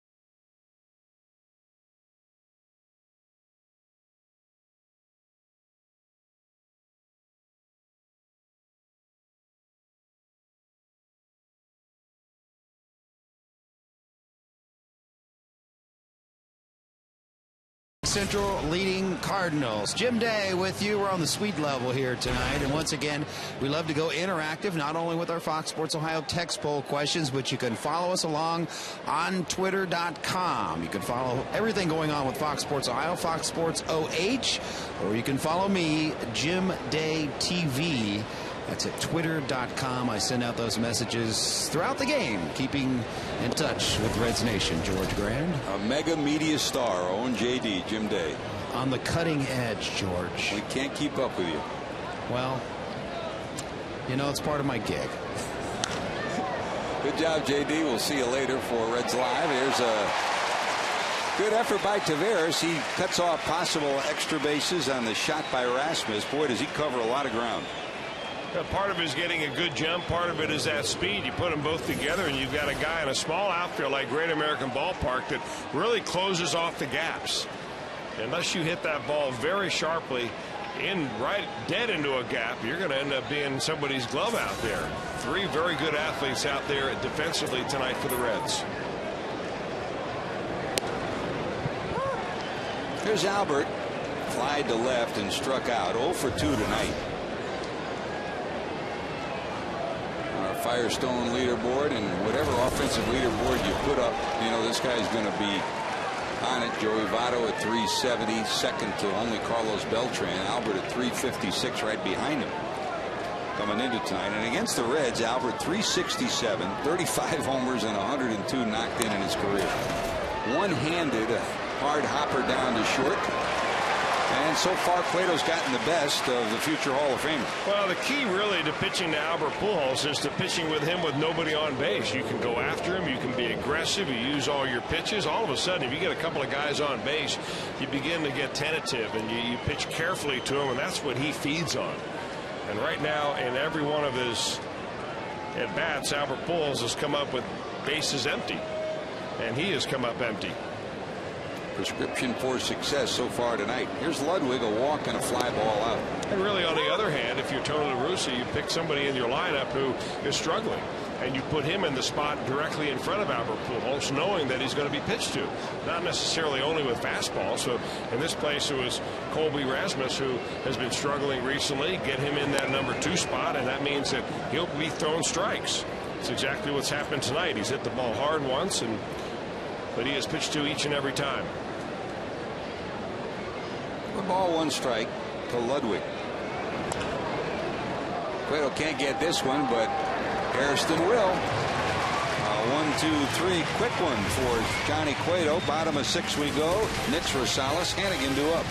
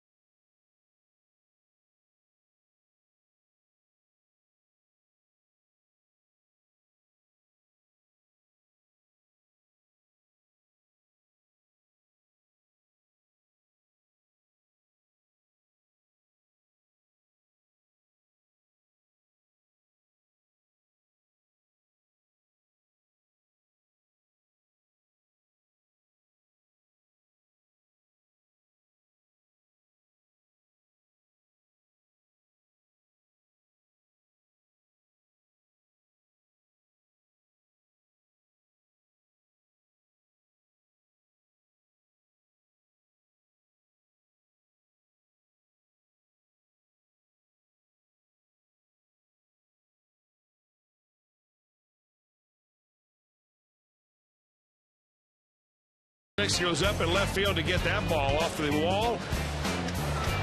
He didn't catch that. It probably was a run at least for the Cardinals, and Lance Nick's playing some pretty good defense out there, and Johnny Cueto using all of the leather behind him to preserve a shutout through 6. Bouncer down to first. Nix hits it to Pujols, who shovels it to Pinheiro, and there's one away. Lance tonight 0 for 3. That ground ball out, bounced into a double play and flied out. The Coors Light Freeze Can brought to you by Frost Brewed Coors Light. There's Adam Rosales, single to lead off the second. That started the Reds' 3-run rally in the second, and he popped out to the catcher in the third.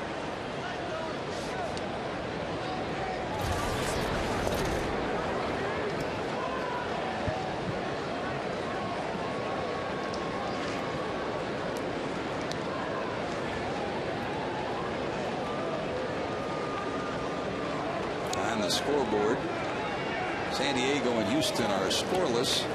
They're in the third at Minute Maid Park. Hit pretty good left center field. Back at the wall is Rasmus. He'll haul it in about 3 steps in front of the wall. On a night where some have been carrying, that one didn't.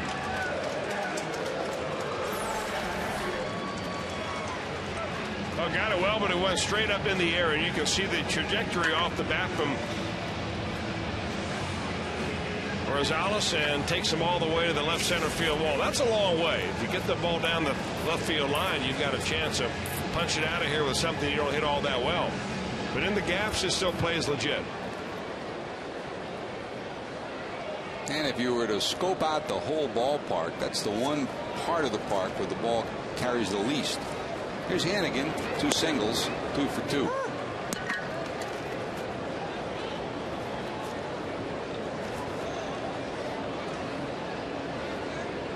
Every park has its story. This year it's the new Yankee Stadium that is giving up homer after homer.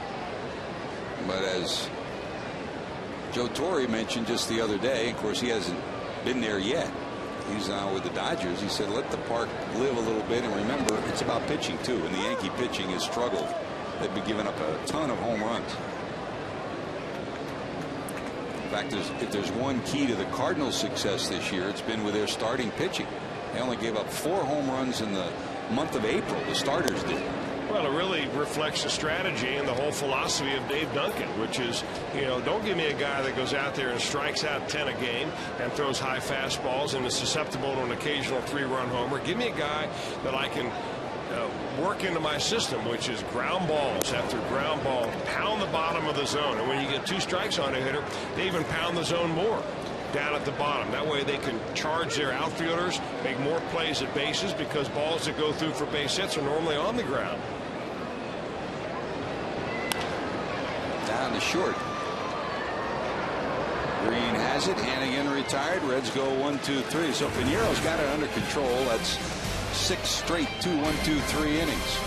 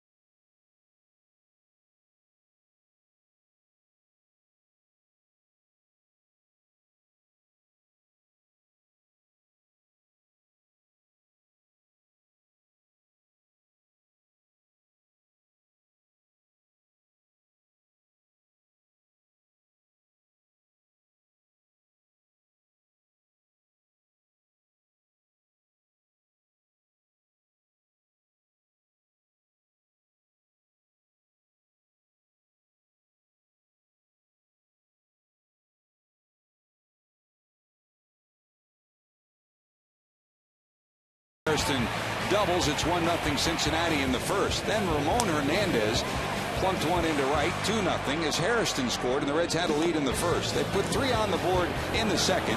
A sacrifice bunt by Cueto. The ball's thrown away. Another run scores, 3-0. Then Willie Taveras gets his second hit of the game on a 3-2 pitch, 4-0 on the base hit to left. Then Harrison's base hit to center makes it 5-0. But Jerry Hairston Jr. has a single and a double, 2 for 3. A run scored, 2 runs knocked in, and the Reds have held on to a lead here of 5-0.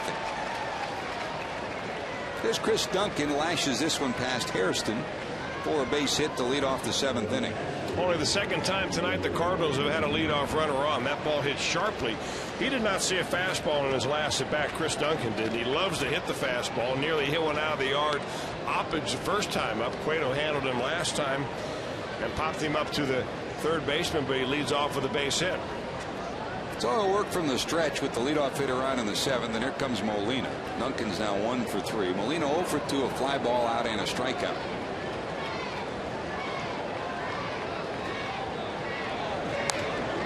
The 2-run first was nice. The 3-run second even better, because the whole game takes on a whole different look with a 5-run lead. Also in the National League, Philadelphia leading Atlanta 8-3. They're now in the 8th. Mets and Pirates 2-2 in the 7th. Milwaukee and the Cubs are scoreless in the 4th. That's going to be through into right, a base hit. Duncan will take a turn, but hold there. Well, that is so Yadier Molina right there. He sees a hole on the right side of the infield. This is one reason why he has gone from a 250 hitter 3 years ago to a 300 hitter the last couple of years. He sees opportunities and he takes advantage of them. Ball out over the plate. He sees the right side open. Just hits a little innocent ground ball in the hole. But now the Cardinals have the first 2 aboard here in the 7th. So here's Green, and he's got some pop. Only a couple of homers this year, but you make a mistake, he can hit it a long way. Fly ball to left that Nix picked off the wall, and a double to left center. Yeah, the pitch he hit well last time up. The ball he hit into the gap for a double was a little breaking ball on the inner part of the plate. Really want to keep the ball down and away. He's got a chance of rolling over on it and maybe turning a double play. Liner into left, a base hit. Got it inside again. Duncan had a hole, so he won't be able to score. The bases are going to be loaded, still nobody out.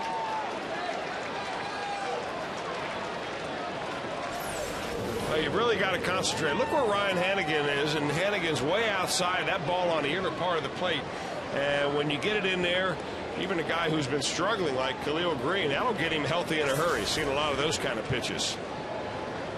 And Dick Pole will come out and check him, and at the same time, Dick made a phone call to the bullpen, so for the first time they'll get up and start to loosen in the Cincinnati pen. Hey, Reds fans, for a great tasting meal and an unbeatable value, pick up delicious JTM Philly kits, burgers, or delicious hoagies at your favorite grocer. JTM, food, family, fun.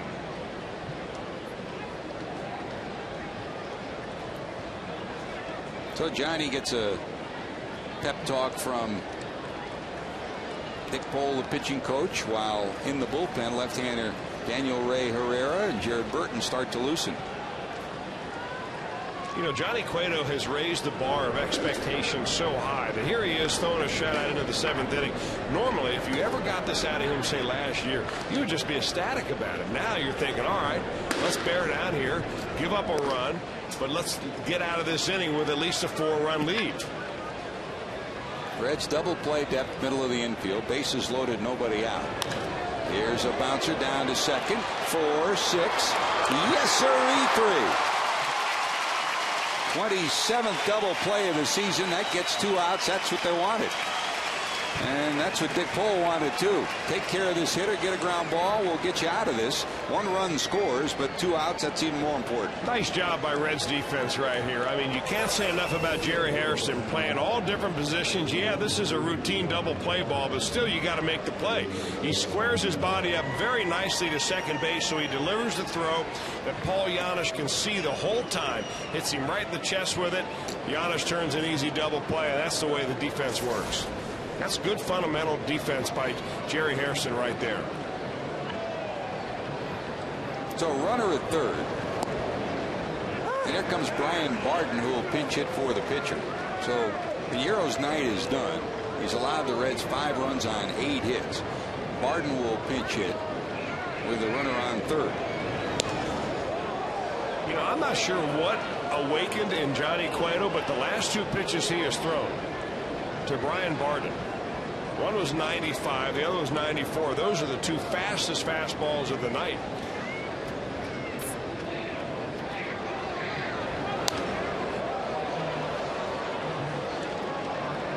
This kid comes off the bench after sitting around for a few innings. And they say, hey, what does this guy have? What does Cueto throw? He's always got a pretty good fastball and a pretty good slider. And then the first pitch he sees is 95. Lazy fly to right. This should do it. Good job by Johnny Cueto. He taps his glove. He should. He battled back. Bases loaded. Nobody out. They get only 1. Reds lead at 5-1.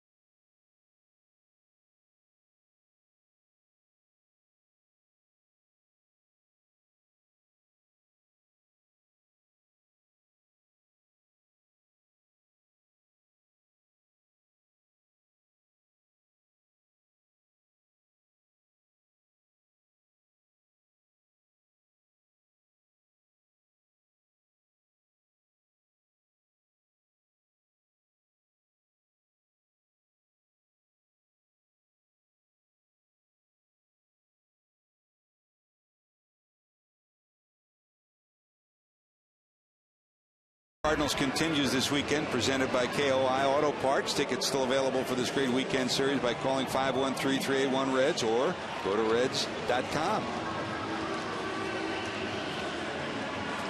Smiling scoreboard for the Reds on this night. So far, so good for the Cincinnati faithful. 5 runs, 8 hits, no errors. 2 left on base, a run, 5 hits, an error, 5 left on for the Redbirds. Here's Chris Perez, who will take over for Joel Pinheiro, who went 6 innings, 8 hits, 5 runs, 4 earned. And really, Chris, he didn't pitch that bad. He pitched certainly in bad luck, and the Reds did the little things. We talk about the little ball.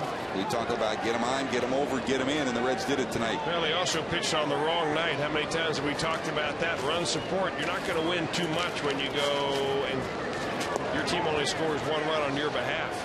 If you don't believe me, ask Aaron Harang. But I'm not ready to have a pity party for Joel Pinheiro yet. The Reds will see him plenty between now and the end of the year. Here's Giannis. Struck out, popped up. 2 balls and 1 strike to the Red shortstop. Speaking of Aaron Harang, he'll toe the mound tomorrow. 2-3 in ERA at an even 3. Kyle Loesch, 3-1, will go for the Redbirds, the former Reds pitcher. There's a base hit into the right field corner. This will roll all the way to the wall. Rounding first, going to second is Giannis. He'll slow up there and take the 2-bagger. Paul Giannis, a leadoff double in the 7th.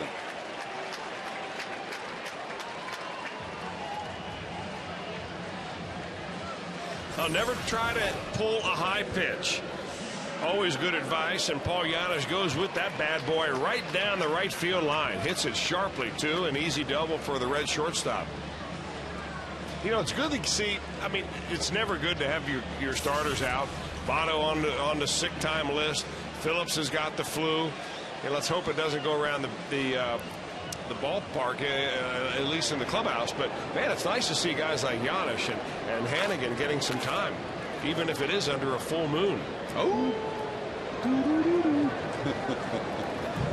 Be howling tonight, George Grand. We'll take it if it's a W when it's all over. Here's Cueto, who successfully sacrificed, and when Pinheiro threw the ball away, a run scored in the second. Tried to sacrifice in the fourth. The ball hit his bat twice. He was retired on a strikeout. He's going to try it again. Well, Perez is no easy guy to try to get a bunt down because he throws very hard. He's got a lot of life in his fastball. We'll see what play the Cardinals have on. The previous play, they had the swing play on. That's where the shortstop way around towards third base. He's over here. He's going to cut to third. But meanwhile, you got the second baseman holding the runner on. So Giannis can't get a big break.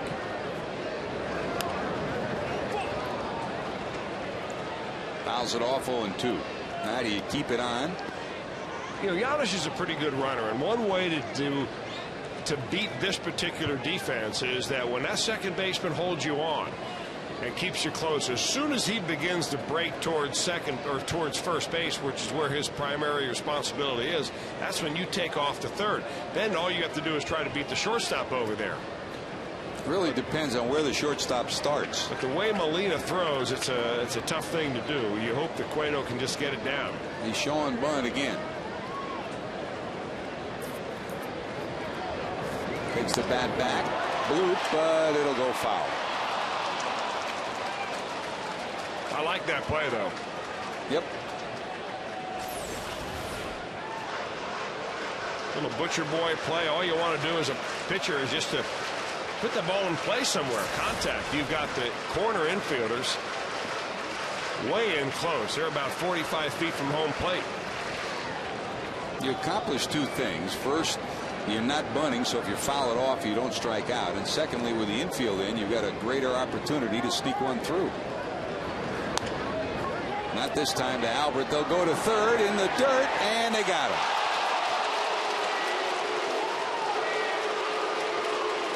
That's a nice play by Albert Pujols. I know that the Reds are going to be disappointed, but how about Johnny Cueto? Cueto will take second while they're sitting on their hands. Sleeping.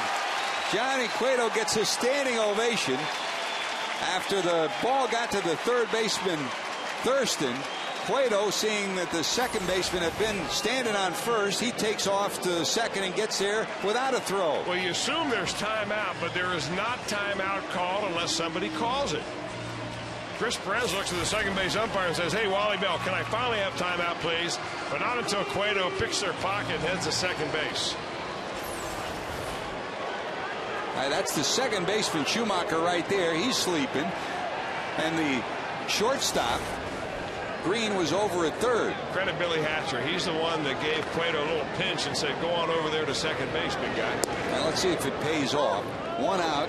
The Reds don't get the runner to third, but they get Cueto into scoring position. Now there's a guy that ought to get some managerial consideration somewhere. Outstanding knowledge of the game and a guy who has paid his dues, that's for sure. Here's Taveras, 2 for 3. That'll kick away. Here comes Cueto. He'll round third and stop there. Well, it's nice to see him at third base, but unfortunately, if the Reds were able to get that runner Giannis to third, that would have plated him. That ball, a bouncer in the dirt, not really great fundamentals on the part of Molina trying to block it. Looked like he tried to backhand it, and the Cardinals, this is not one of their more exemplary defensive games. Well, Chris, as we talked about at the start of tonight, that's been one of the stories. I mean, the Cardinals, in spite of some sloppy defense, have been able to win, thanks in no small part to great starting pitching. But it does catch up to you. Infield in with one out, runner at third, Cueto. And you know, Dusty Baker's been there this year. A couple of games where the Reds had horrible defensive nights. I mean, that's what really irritates you when the night is over, and guaranteed that's what will irritate Tony La Russa tonight when this night is over. Having said that, on that game we had in Florida the other night, the best defensive game we've seen this team play in years, and tonight they've come up with some pretty good defensive plays too.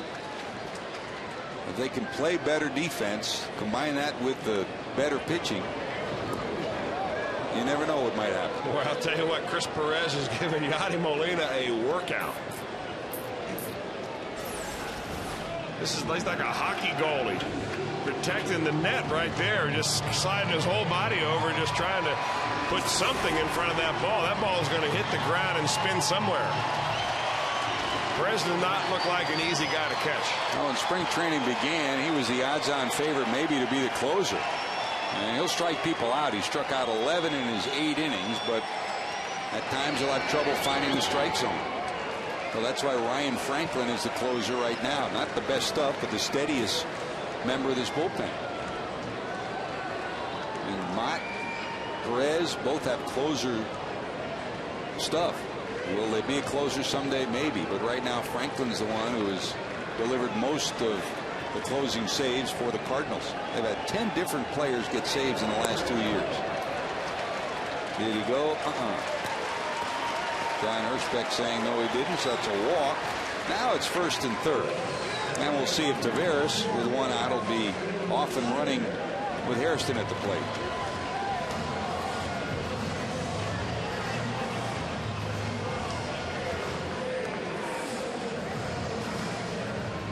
First walk issued by Perez. And here comes Hairston. Jerry doubled in a run in the first and then scored on a base hit by Ramon Hernandez. Singled in a run in the second. 2 for 3.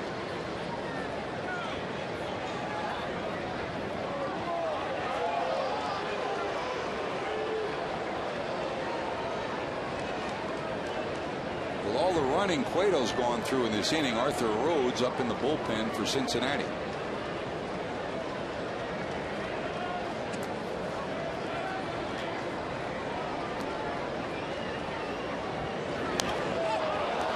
Popped up. Molina giving chase. He hangs in there and gets the out. Second out of the inning. Right up against the screen in front of the diamond seats. Good crowd, the diamond seats tonight, too. Key to that, he got there early enough. He saw it come off the bat immediately, and he was able to get right to the screen and get himself set up. He's about as good as they get, Molina.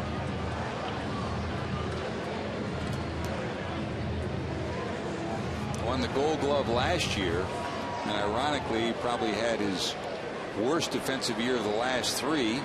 But off his reputation and off his impact to the game, he won the gold last year in the National League.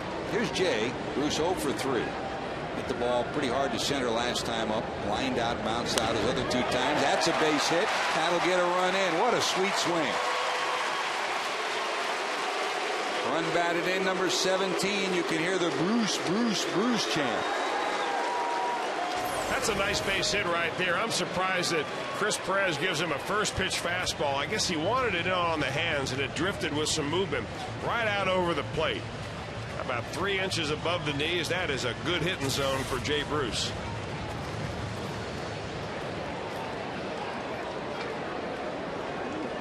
'17th marker for Bruce. Here comes Ramon. He knocked in a run in the first. His 9th run batted in. He's 1 for 3.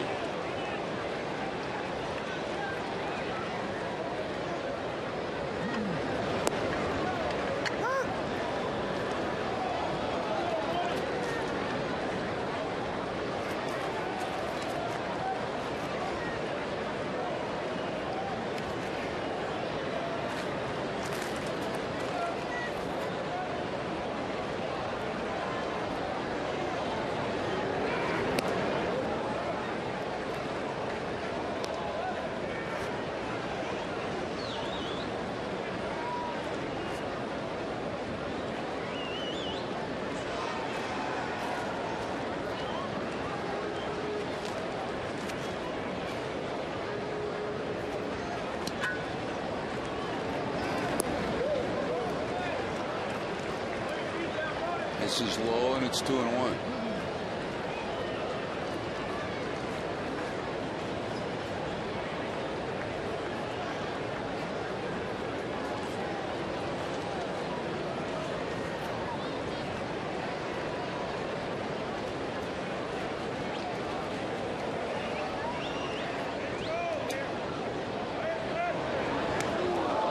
That's off the glove of Molina. Both runners will advance, and now a base hit can give the Reds a big cushion. Well, Perez is all over the place. I'm not sure if that's going down as a pass ball or a wild pitch. It was touched by Molina.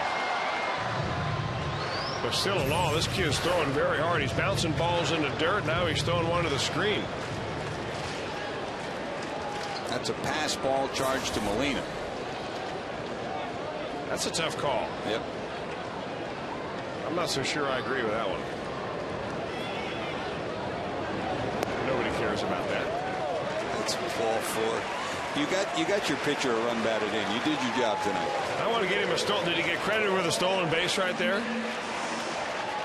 How do you account for the runner going from first to second on that fielder's choice by Johnny Cueto? Would probably be a fielder's choice.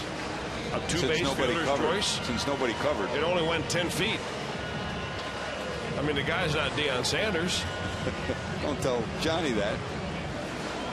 I think Ron Roth and I are going to have a cold one after the game and discuss a couple of things. Cold vitamin water, that would be good. Yep. I call it vitamin water.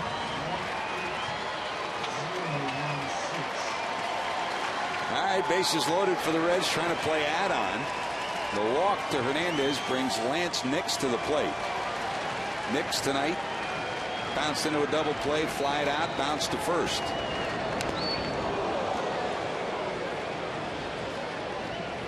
Marvin Hudson got the worst of that off his right ankle. Just watching Johnny Cueto this year, you've seen a presence and a calmness about him. And you see the same thing in Lance Nix. I mean, he knew once Darrell Ward was let go in spring training, and Walt Jocketty, when we talked to him that day, said, who's going to be your left-handed pinch hitter? He said, we're comfortable with giving the job to Lance Nix. And he's delivered a role that he really has not been familiar with through his career. No balls, 1 strike to Nix.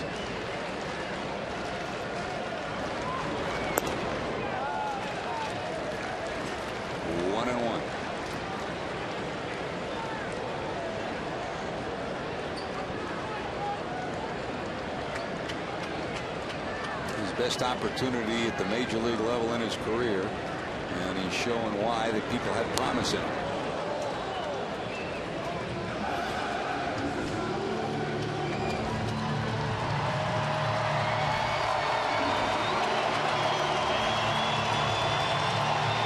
Crowd a little over 18,000 here at Great American Ballpark tonight. Marusa and Duncan huddled on a long inning for Perez. The 7th batter he's faced in the inning.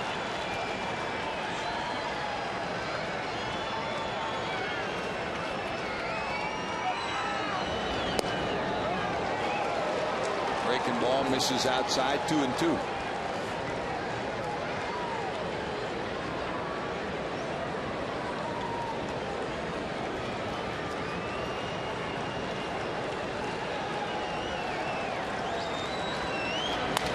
Broken bat, gloved by the pitcher, and he'll flip to pull hold. So the Reds will strand 3 here in the 7th. They've stranded 5 on the night, but the important thing is they lead it, playing add-on 6-1.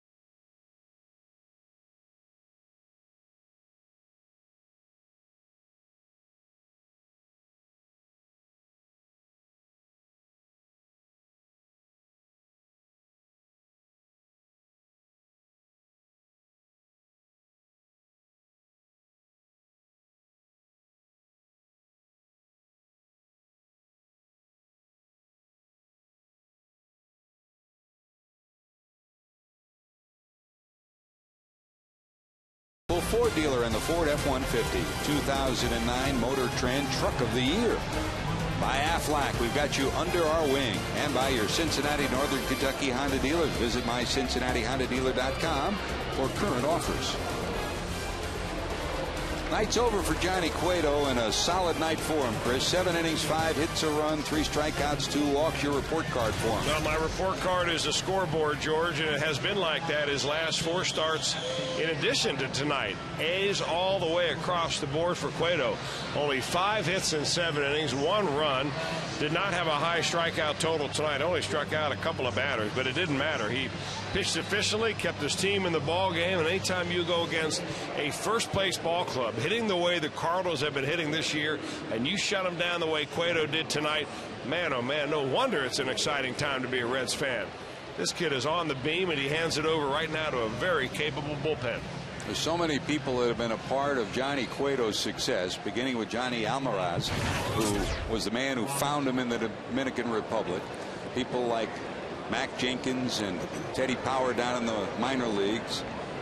Mario Soto, who's tutored him in the Dominican and here, and Dick Pole, who's nurtured him here in the last 2 years. All come to fruition for the young right-hander. And from the young right-hander, we go to the 39-year-old lefty who's been lights out, Chris. I don't know how much more you can do than what Arthur Rhodes has done so far. Leader in the clubhouse, leader in the bullpen, and he has been lights out on the pitching mound. He motored tonight too, huh? 3 runs for Johnny Cueto.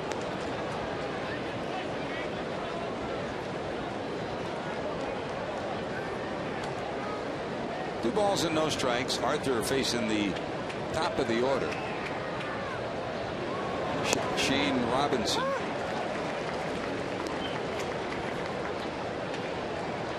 Robinson hitting here in the 8th inning.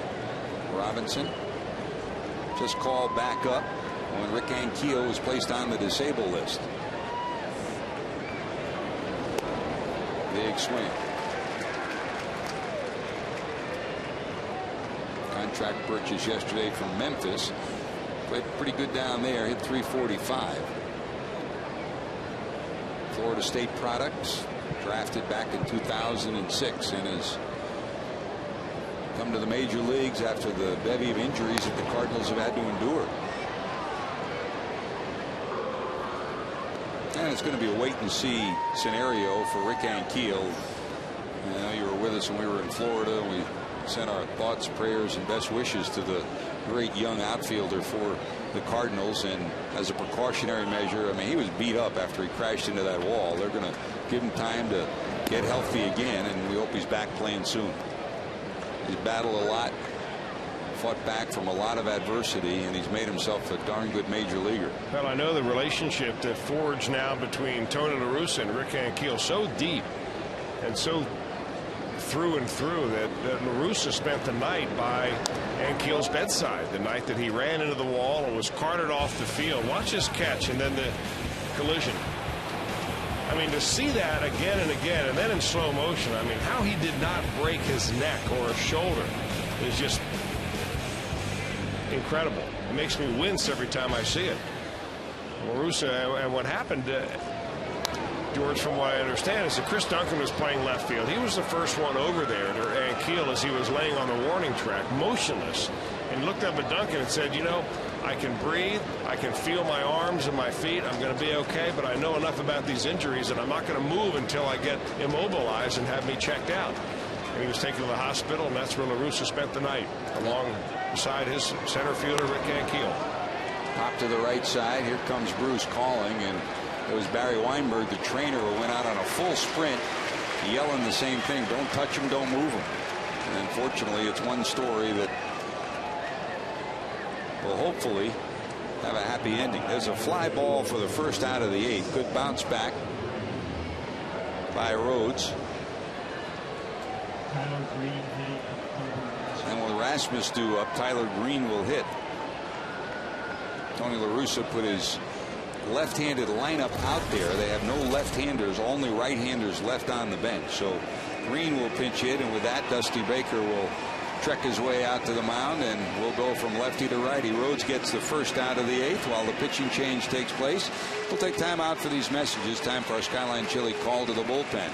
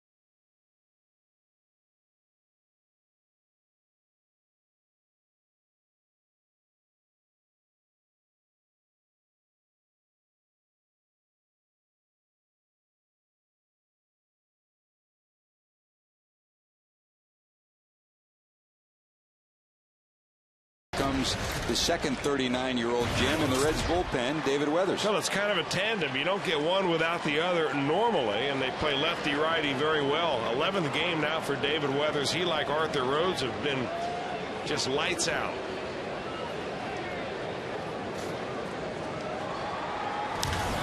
First pitch swinging. Tyler Green sends it high in the air to left. Hit pretty good. Going back at the wall. It's off the top of the wall, and it is gone. One pitch, and Tyler Green delivers a home run that hit off the top of the wall and clears the fence for a homer, and the Cardinals are within 4, 6-2. Well, he gets a fastball pretty much right down Broadway right there. And that's what a big leaguer ought to do to it. Willie Taveras pursues this ball just beyond his reach. I mean, he came pretty close to getting that baby. First career home run for Tyler, and here's Albert. That's a line shot to left. Green was one of those 10 rookies called up. Tyler was just called up at the end of April. And boy, did he put a jolt into that one. And you said it earlier, Chris, that the ball was carrying some of the time tonight. That one just kept carrying. So Tyler Green gets home run number 1 for his career. And the Cardinals are within 4, 6-2. That's the first pinch hit home run for the Cardinals this year.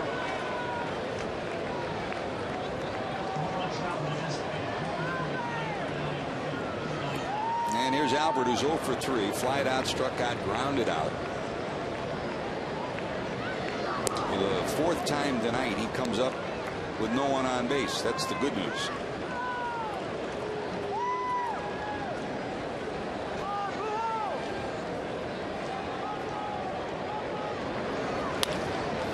Down to short. Giannis has it. A laser shot across the infield, and there's one away. So Weathers and Rhodes had come into tonight, neither one giving up an earned run. That's the first earned run that David has given up this year. And 9 innings of work now coming in.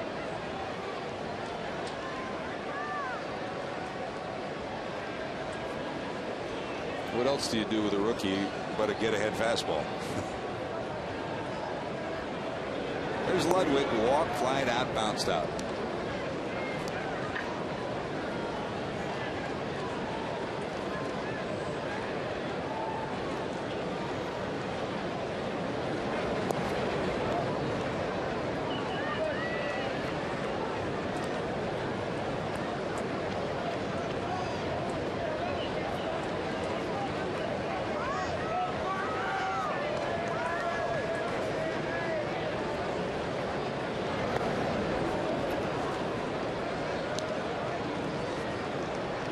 Chris, we've talked a lot about it the last couple of weeks, where David Weathers stands on the all-time list.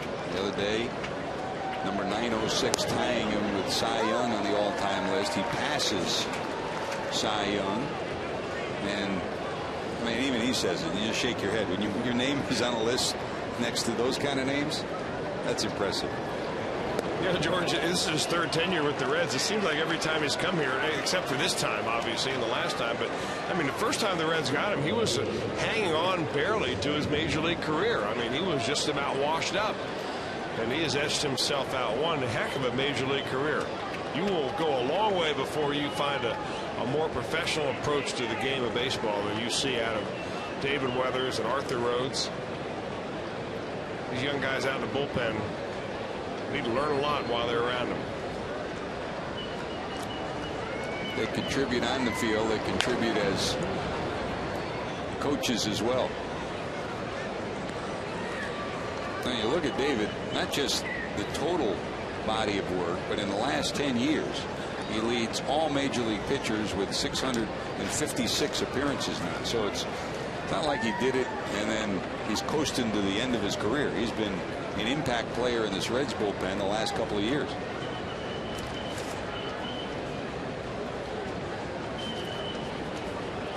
Strike one to Duncan. There goes the runner. Here comes the throw. They got a shot at him, and he's going to be safe. The throw a little bit to the second base side.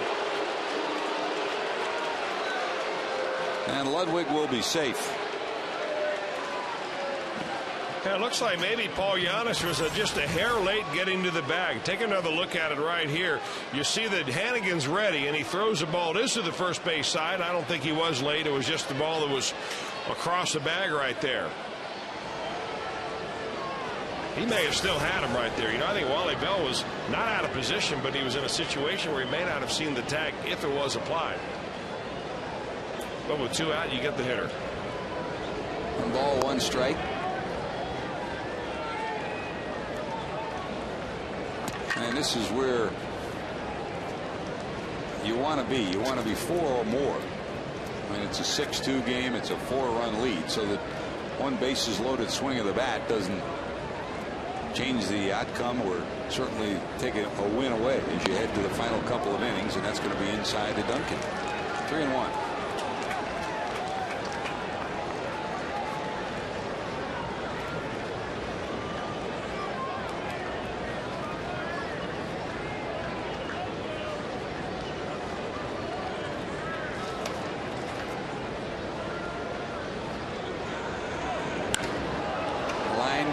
Comes Bruce. He won't get it. It's going to go all the way to the wall. A run's going to score. Duncan around first, going to second. He'll have a 2-base hit. So the stolen base pays off for Tony La Russa and the Cardinals. It's now a 3-run lead for the Reds, 6-3. Yeah, it looked early in the ball game with the Reds taking a big lead that it might be a night off and a win for the Reds with Francisco Cordero without having to come into a ball game. But as the Cardinals battle and that one gets tightened up, that ball just hit the grass and skipped right by Jay Bruce.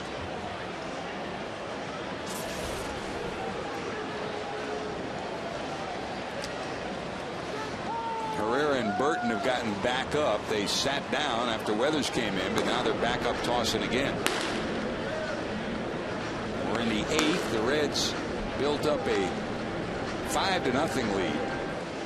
Now it's 6-3 as the Cardinals have scored 1 in the 7th and 2 here in the 8th. And here comes Molina. Yachty in his career 1 for 8 against David Weathers.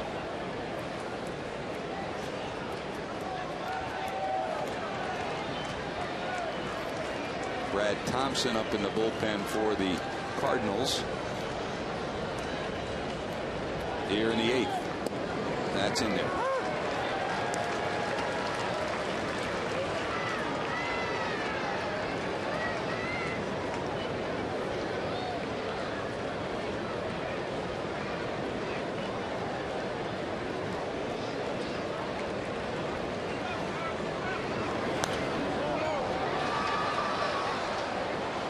Chris, as we've learned over the years too, you don't want to end up heading to 8 and 9 and facing Albert with any runners on. No, you really don't, George, and you don't want to make a ball game that looked like it was going to be a cruising easy victory into something as a nail biter where you're hanging on, because the Reds offense has not done a whole lot since the second inning. They did punch a run across in the seventh, but I mean, you could talk about the ninth and what Dusty Baker's thinking right now. We're at the 6th spot in the order. So if you can get, with 2 outs, get Molina here, you can go to the 9th and never have to face Pujols. Foul at the plate. 1-2.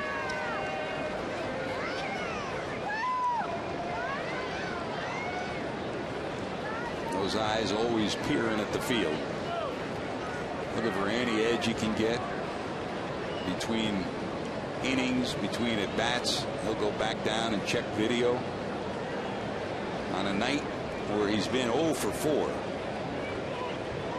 He knows with one swing of the bat in the 9th inning he could make the night a positive night. Well, they're going to have to roll the lineup over in order to get him back up there. The idea is to get this out here and retire him before he becomes a factor one more time. Exactly. Down the right field line, here comes Bruce. Will he have room? Foul territory. Does he hold on? Just off the edge of the glove. Great effort by Jay Bruce. Well, there's not a whole lot of foul territory down there, really, and most ballparks are like this in an attempt to get the seats as close to the action as possible. That ball right against the fence. Behind that little 3-inch pad is a reinforced concrete. Still 1-2. Well, that's the kind of play, though, you think, if you're an outfielder, you think, man, if I make that play, David Weathers doesn't have to pitch another throw to this guy, and we don't give him another life. We're in the dugout, and we can try to add on to a 3-run lead. He'll give you an effort every time, Jay Bruce will.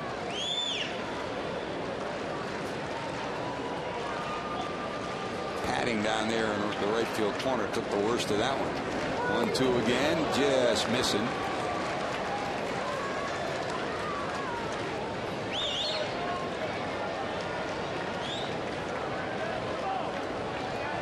"21 pitches for David in this inning." Rhodes got the first out. Pinch hit homer. A walk and a double. That's a liner. That's going to be into center. And a run will score. It's now 6-4. So David Weathers has been remarkable up until this night.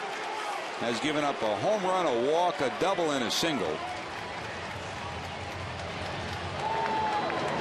And that'll be it for him. Dusty Baker will be on his way out.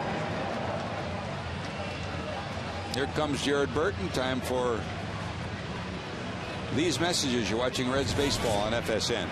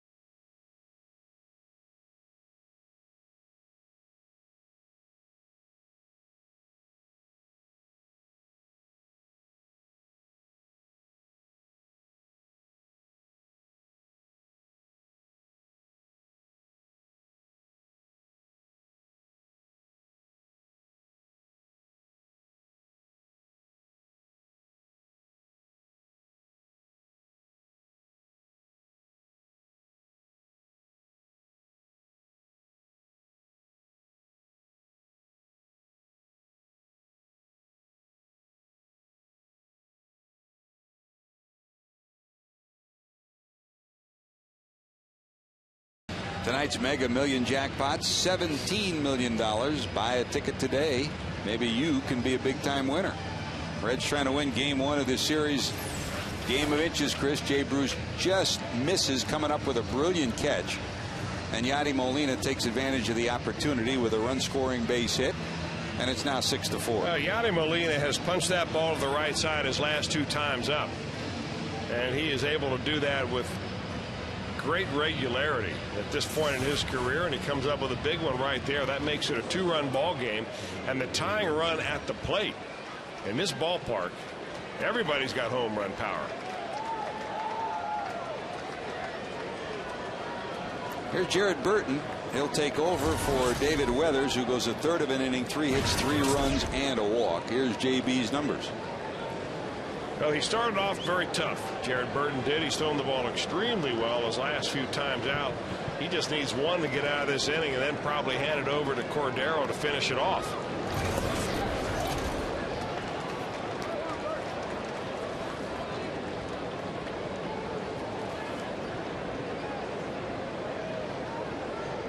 Burton against Khalil Green. Green's 2 for 2 against him.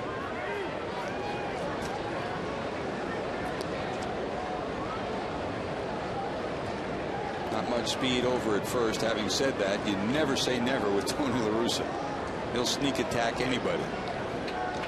But the Reds are holding him on with Hernandez. Swing and a miss. That's nasty. 1 ball, 1 strike. He's got a good slider, Burton does, and he'll go down and away with it right there.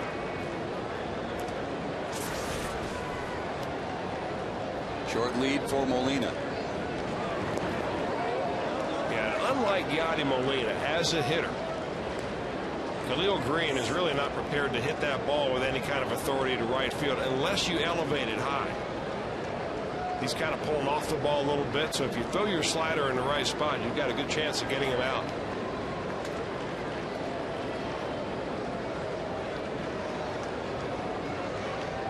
Two and 1.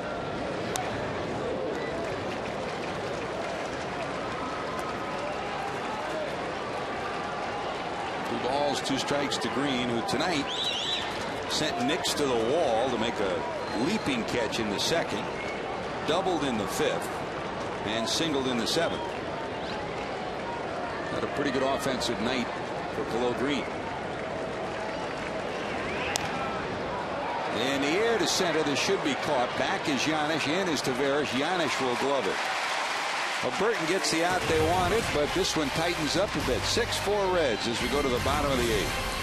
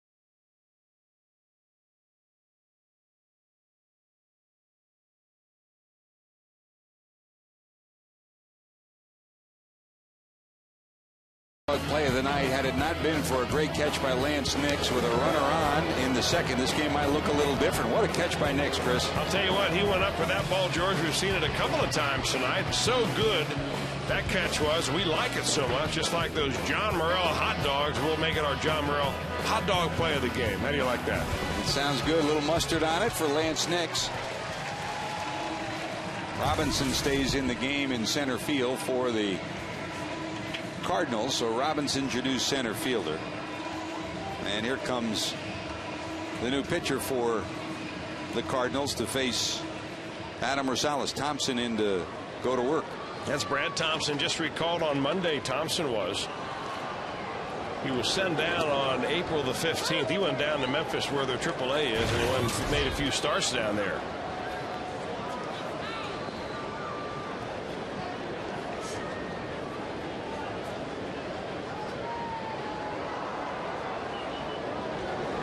Rosales tonight. Single, popped up, flied out, 1 for 3. When we go to the bottom of 9, it's 8-9-1 due up for the Cardinals. There's a liner, there's a base hit. Adam Rosales a 2-hit night. He greets Thompson with a base hit here in the 8th. Well, nothing would be better from the standpoint of the Reds than answer that 3 spot that the Cardinals stuck on them in the top of the 8th with at least 1 or 2 runs in this inning. Take a little of the drama out of the bottom of the top of the 9th. There's Hannigan. Ryan 2 for 3, single to center, and he scored in the second and a leadoff hit in the 4th, and was left stranded. Reds may not have the best talent in the division, Chris, but they not quit. Tonight's a great example. Without Brandon Phillips, without Joey Votto, without Alex Gonzalez facing the first place Cardinals, they've come to play and taken it to the Redbirds so far. Well, you had a pitcher went 7 innings and gave up 1 run. That'll make any ball club look good. You could run your Sarasota A-ball club out here with that behind Johnny Cueto tonight. As long as they played good defense, you'd be about the same spot where the Reds are. That's the equalizer as you talk to every manager and every pitching coach that the Reds face. It's Arang, Arroyo, Volquez, Cueto. But at the same time, if you're Dusty Baker and you're taking a look at the lineup that you pencil in and you're missing the regulars that you're missing and you're playing in different positions, some of your other guys like Ramon Hernandez, you've got to feel really good about your ball club. Hannigan drops a sacrifice down. And the Reds get an insurance run out to second in Rosales. And here comes Giannis. Get him on, get him over, get him in. The Reds did it in the first, did it in the second. 2 in the first. Infield hit by Taveras. Then running on 3-2. A double by Hairston scored him. Then a single by Ramon Hernandez after Bruce hit a ground ball to the right side to move the runner to third, and the Reds led it 2-0. I mean, you take a look at Edwin Encarnacion in that dugout and you remind yourself that there's not one regular in the infield for the Reds tonight.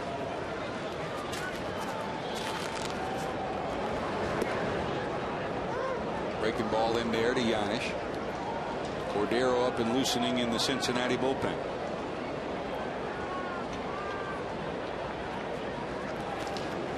Giannis doubled in the 7th. That started a Reds rally that produced a run.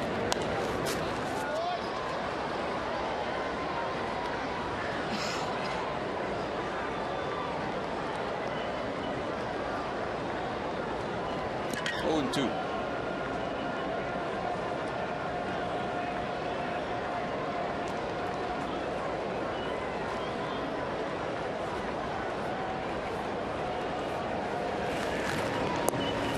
He'll hold on.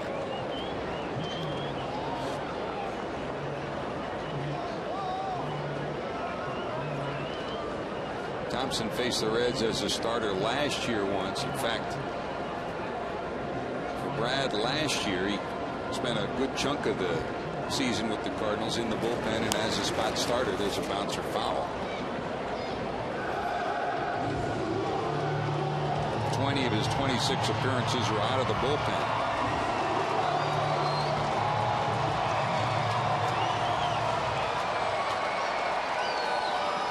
And we talked about all the current injuries the Cardinals have, and of course the biggest one, and hopefully they're going to get him back, is Chris Carpenter, the #1 starter who has a pull muscle in his side. If there was a real feel-good story to spring training, it was Chris, because he was pitching as well as you could expect him to pitch after coming back, missing last year, and pulled a muscle in his side. He started to throw on the side, but if they get him back, it's almost going to be like a trade in the middle of the season.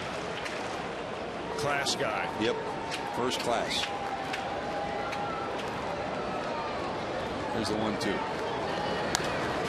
Sprayed the other way and out of play. Hey, I'd like to remind some Reds fans that the Kentucky Amateur Baseball Association is going to have a fundraiser for a man that died. Tim Daniels was the coach in the organization and was killed in a motorcycle accident tomorrow night at the Kenton Lakes Sports Complex, Saturday at 8 o'clock. And anybody that can come down there and join in the festivities, all is appreciated. Bouncer to Thurston. He'll get the out at first. Rosales will have to hold. The 2 away. Rosales still down at third. At second, rather. And here's Chris Dickerson, who will come up.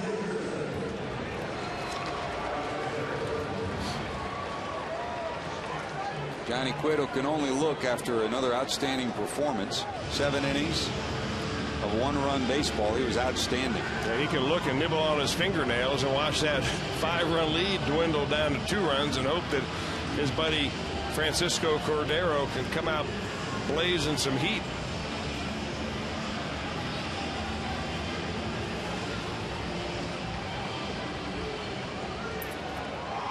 Well, there's Dickerson hitting in the 9th spot with Cordero ready to come in.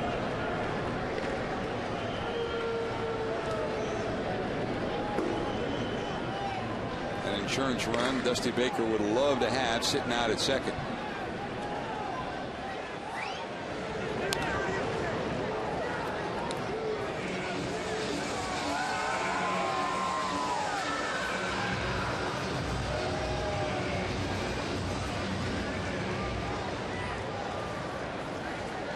Average at .213. He has started 4 of the last 6 games for the Reds and 4 for 17 during that stretch.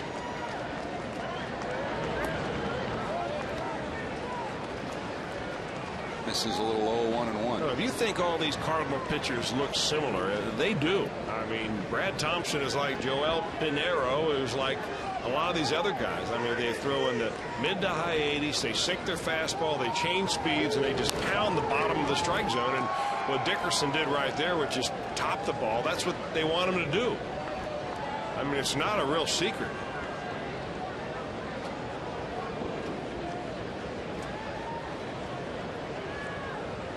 You have to be patient.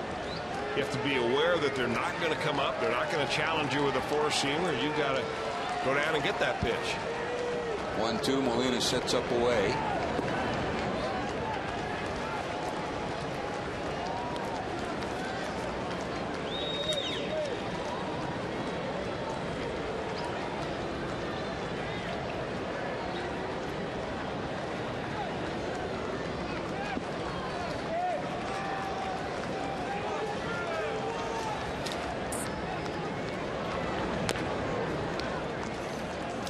Foul tried again. 2-2. Taveras on deck for the Reds. You know, we talk so much about Dave Duncan, and he's the pitching coach, but he doesn't really do a lot of the mechanical work. It's the bullpen coach, Marty Mason, who is the, I guess, the X's and O's and the technical guy when it comes to adjusting a pitcher's delivery.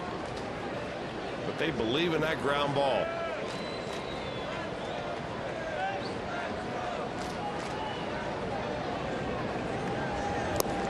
He gets it. So the Reds will strand a runner here in the 8th. Last roundup time for Tony La Russa and the Redbirds.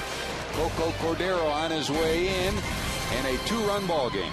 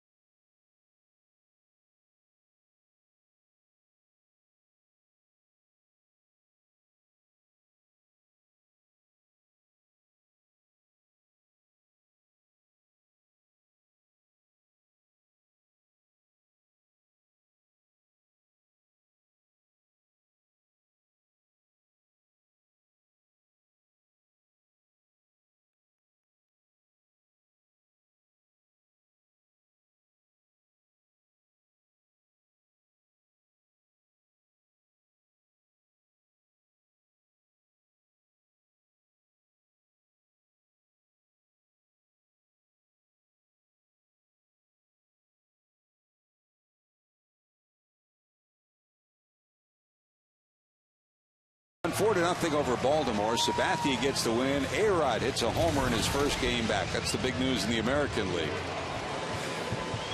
Here, Coco Cordero is trying to nail this one down, Chris. It's been an unblemished streak for this man since last year. Well, it had been an unblemished streak for some of the other guys in this bullpen. Let's hope that Francisco Cordero can keep that save and save opportunity. 8 for 8 right now. Let's make it 9 for 9 tonight and win this first game against this Cardinal team in a 3-game series. Going back to last year, 22 straight. That's the longest active streak in Major League Baseball. Brad Lidge had the record when he had his first blown save this year. That record went to Coco. Top backhand out of play. Here's Joe Thurston. Thurston hitting in the 8th spot, bounced out, walked, and bounced into a double play that plated the first run for the Cardinals in the 7th.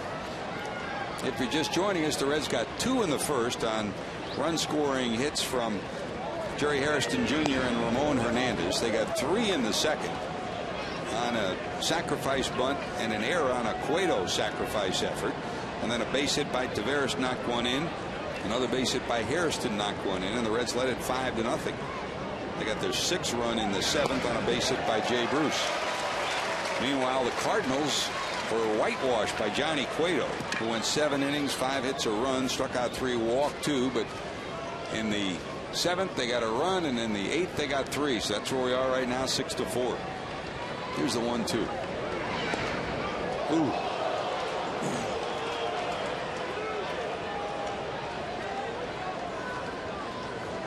Thurston, the rookie, facing Cordero for the first time. He's a rookie, but he's been up and down quite a bit in his career. Got first big league time back in 2002 with the Dodgers. Staying at the knees, just missing, and it's full 3-2.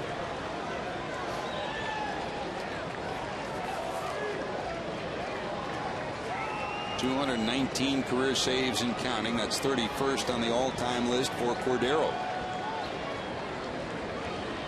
When we talk about David Weathers passing Cy Young, what's next up for Coco? Sparky Lyle next with 222, 3 ahead of him.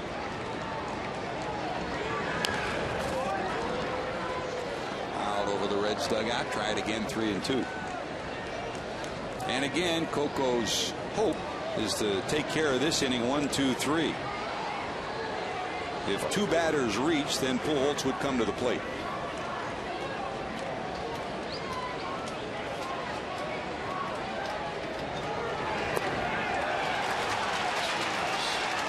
That's a leadoff walk.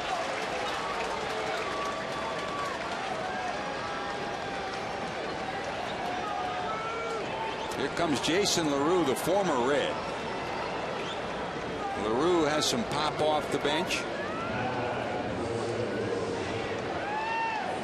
An outstanding performer for the Reds this year. 7 for 16, a homer, and 1 knocked in.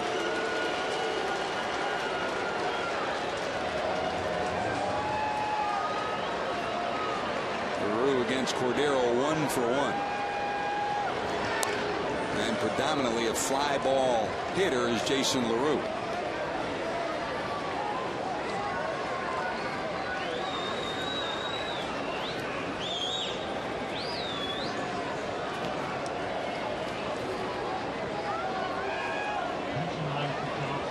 This year is a pinch hitter. Jason 0 for 1 on the season.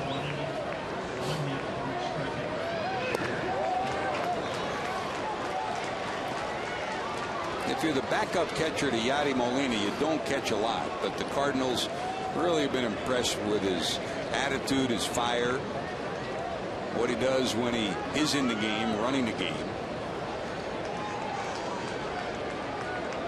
Goes back with St. Louis again this year. There goes the runner.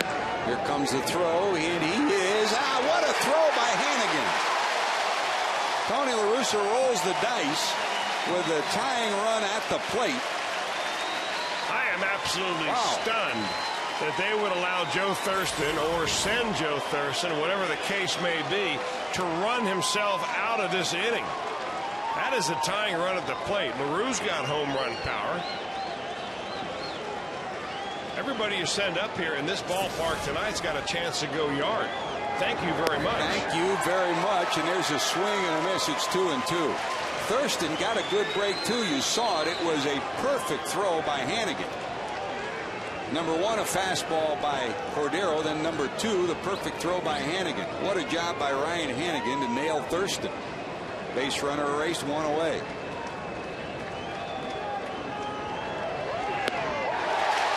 And there you have it. Out number two.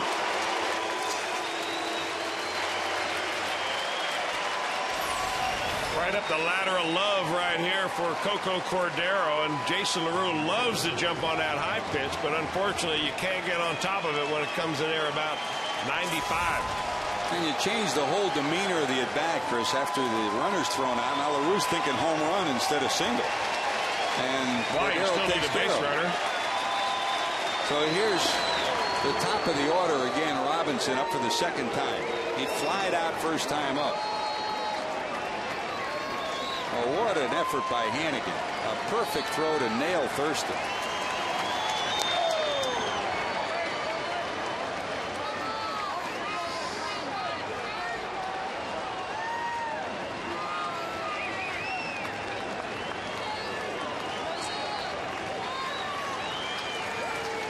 Coco peers in.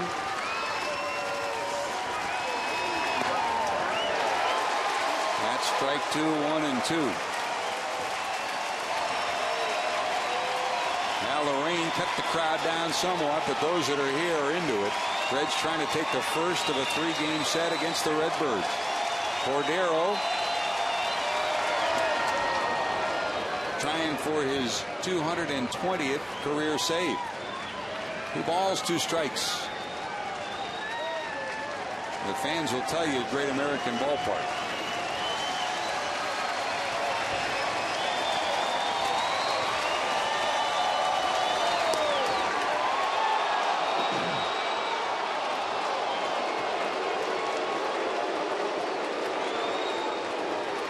Hernandez turned around and looked at John Hirschbeck and said, "Are you sure?" And Hirschbeck nodded his head. Here's another look at Dusty.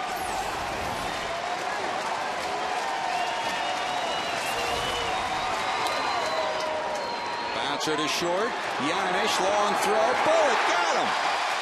Reds and Dusty Baker can clap to the beat of Paul Janish's fine defense on this night. It was Johnny Cueto. Some little ball offense and some fine defense, and the Reds dispose of the Cardinals in game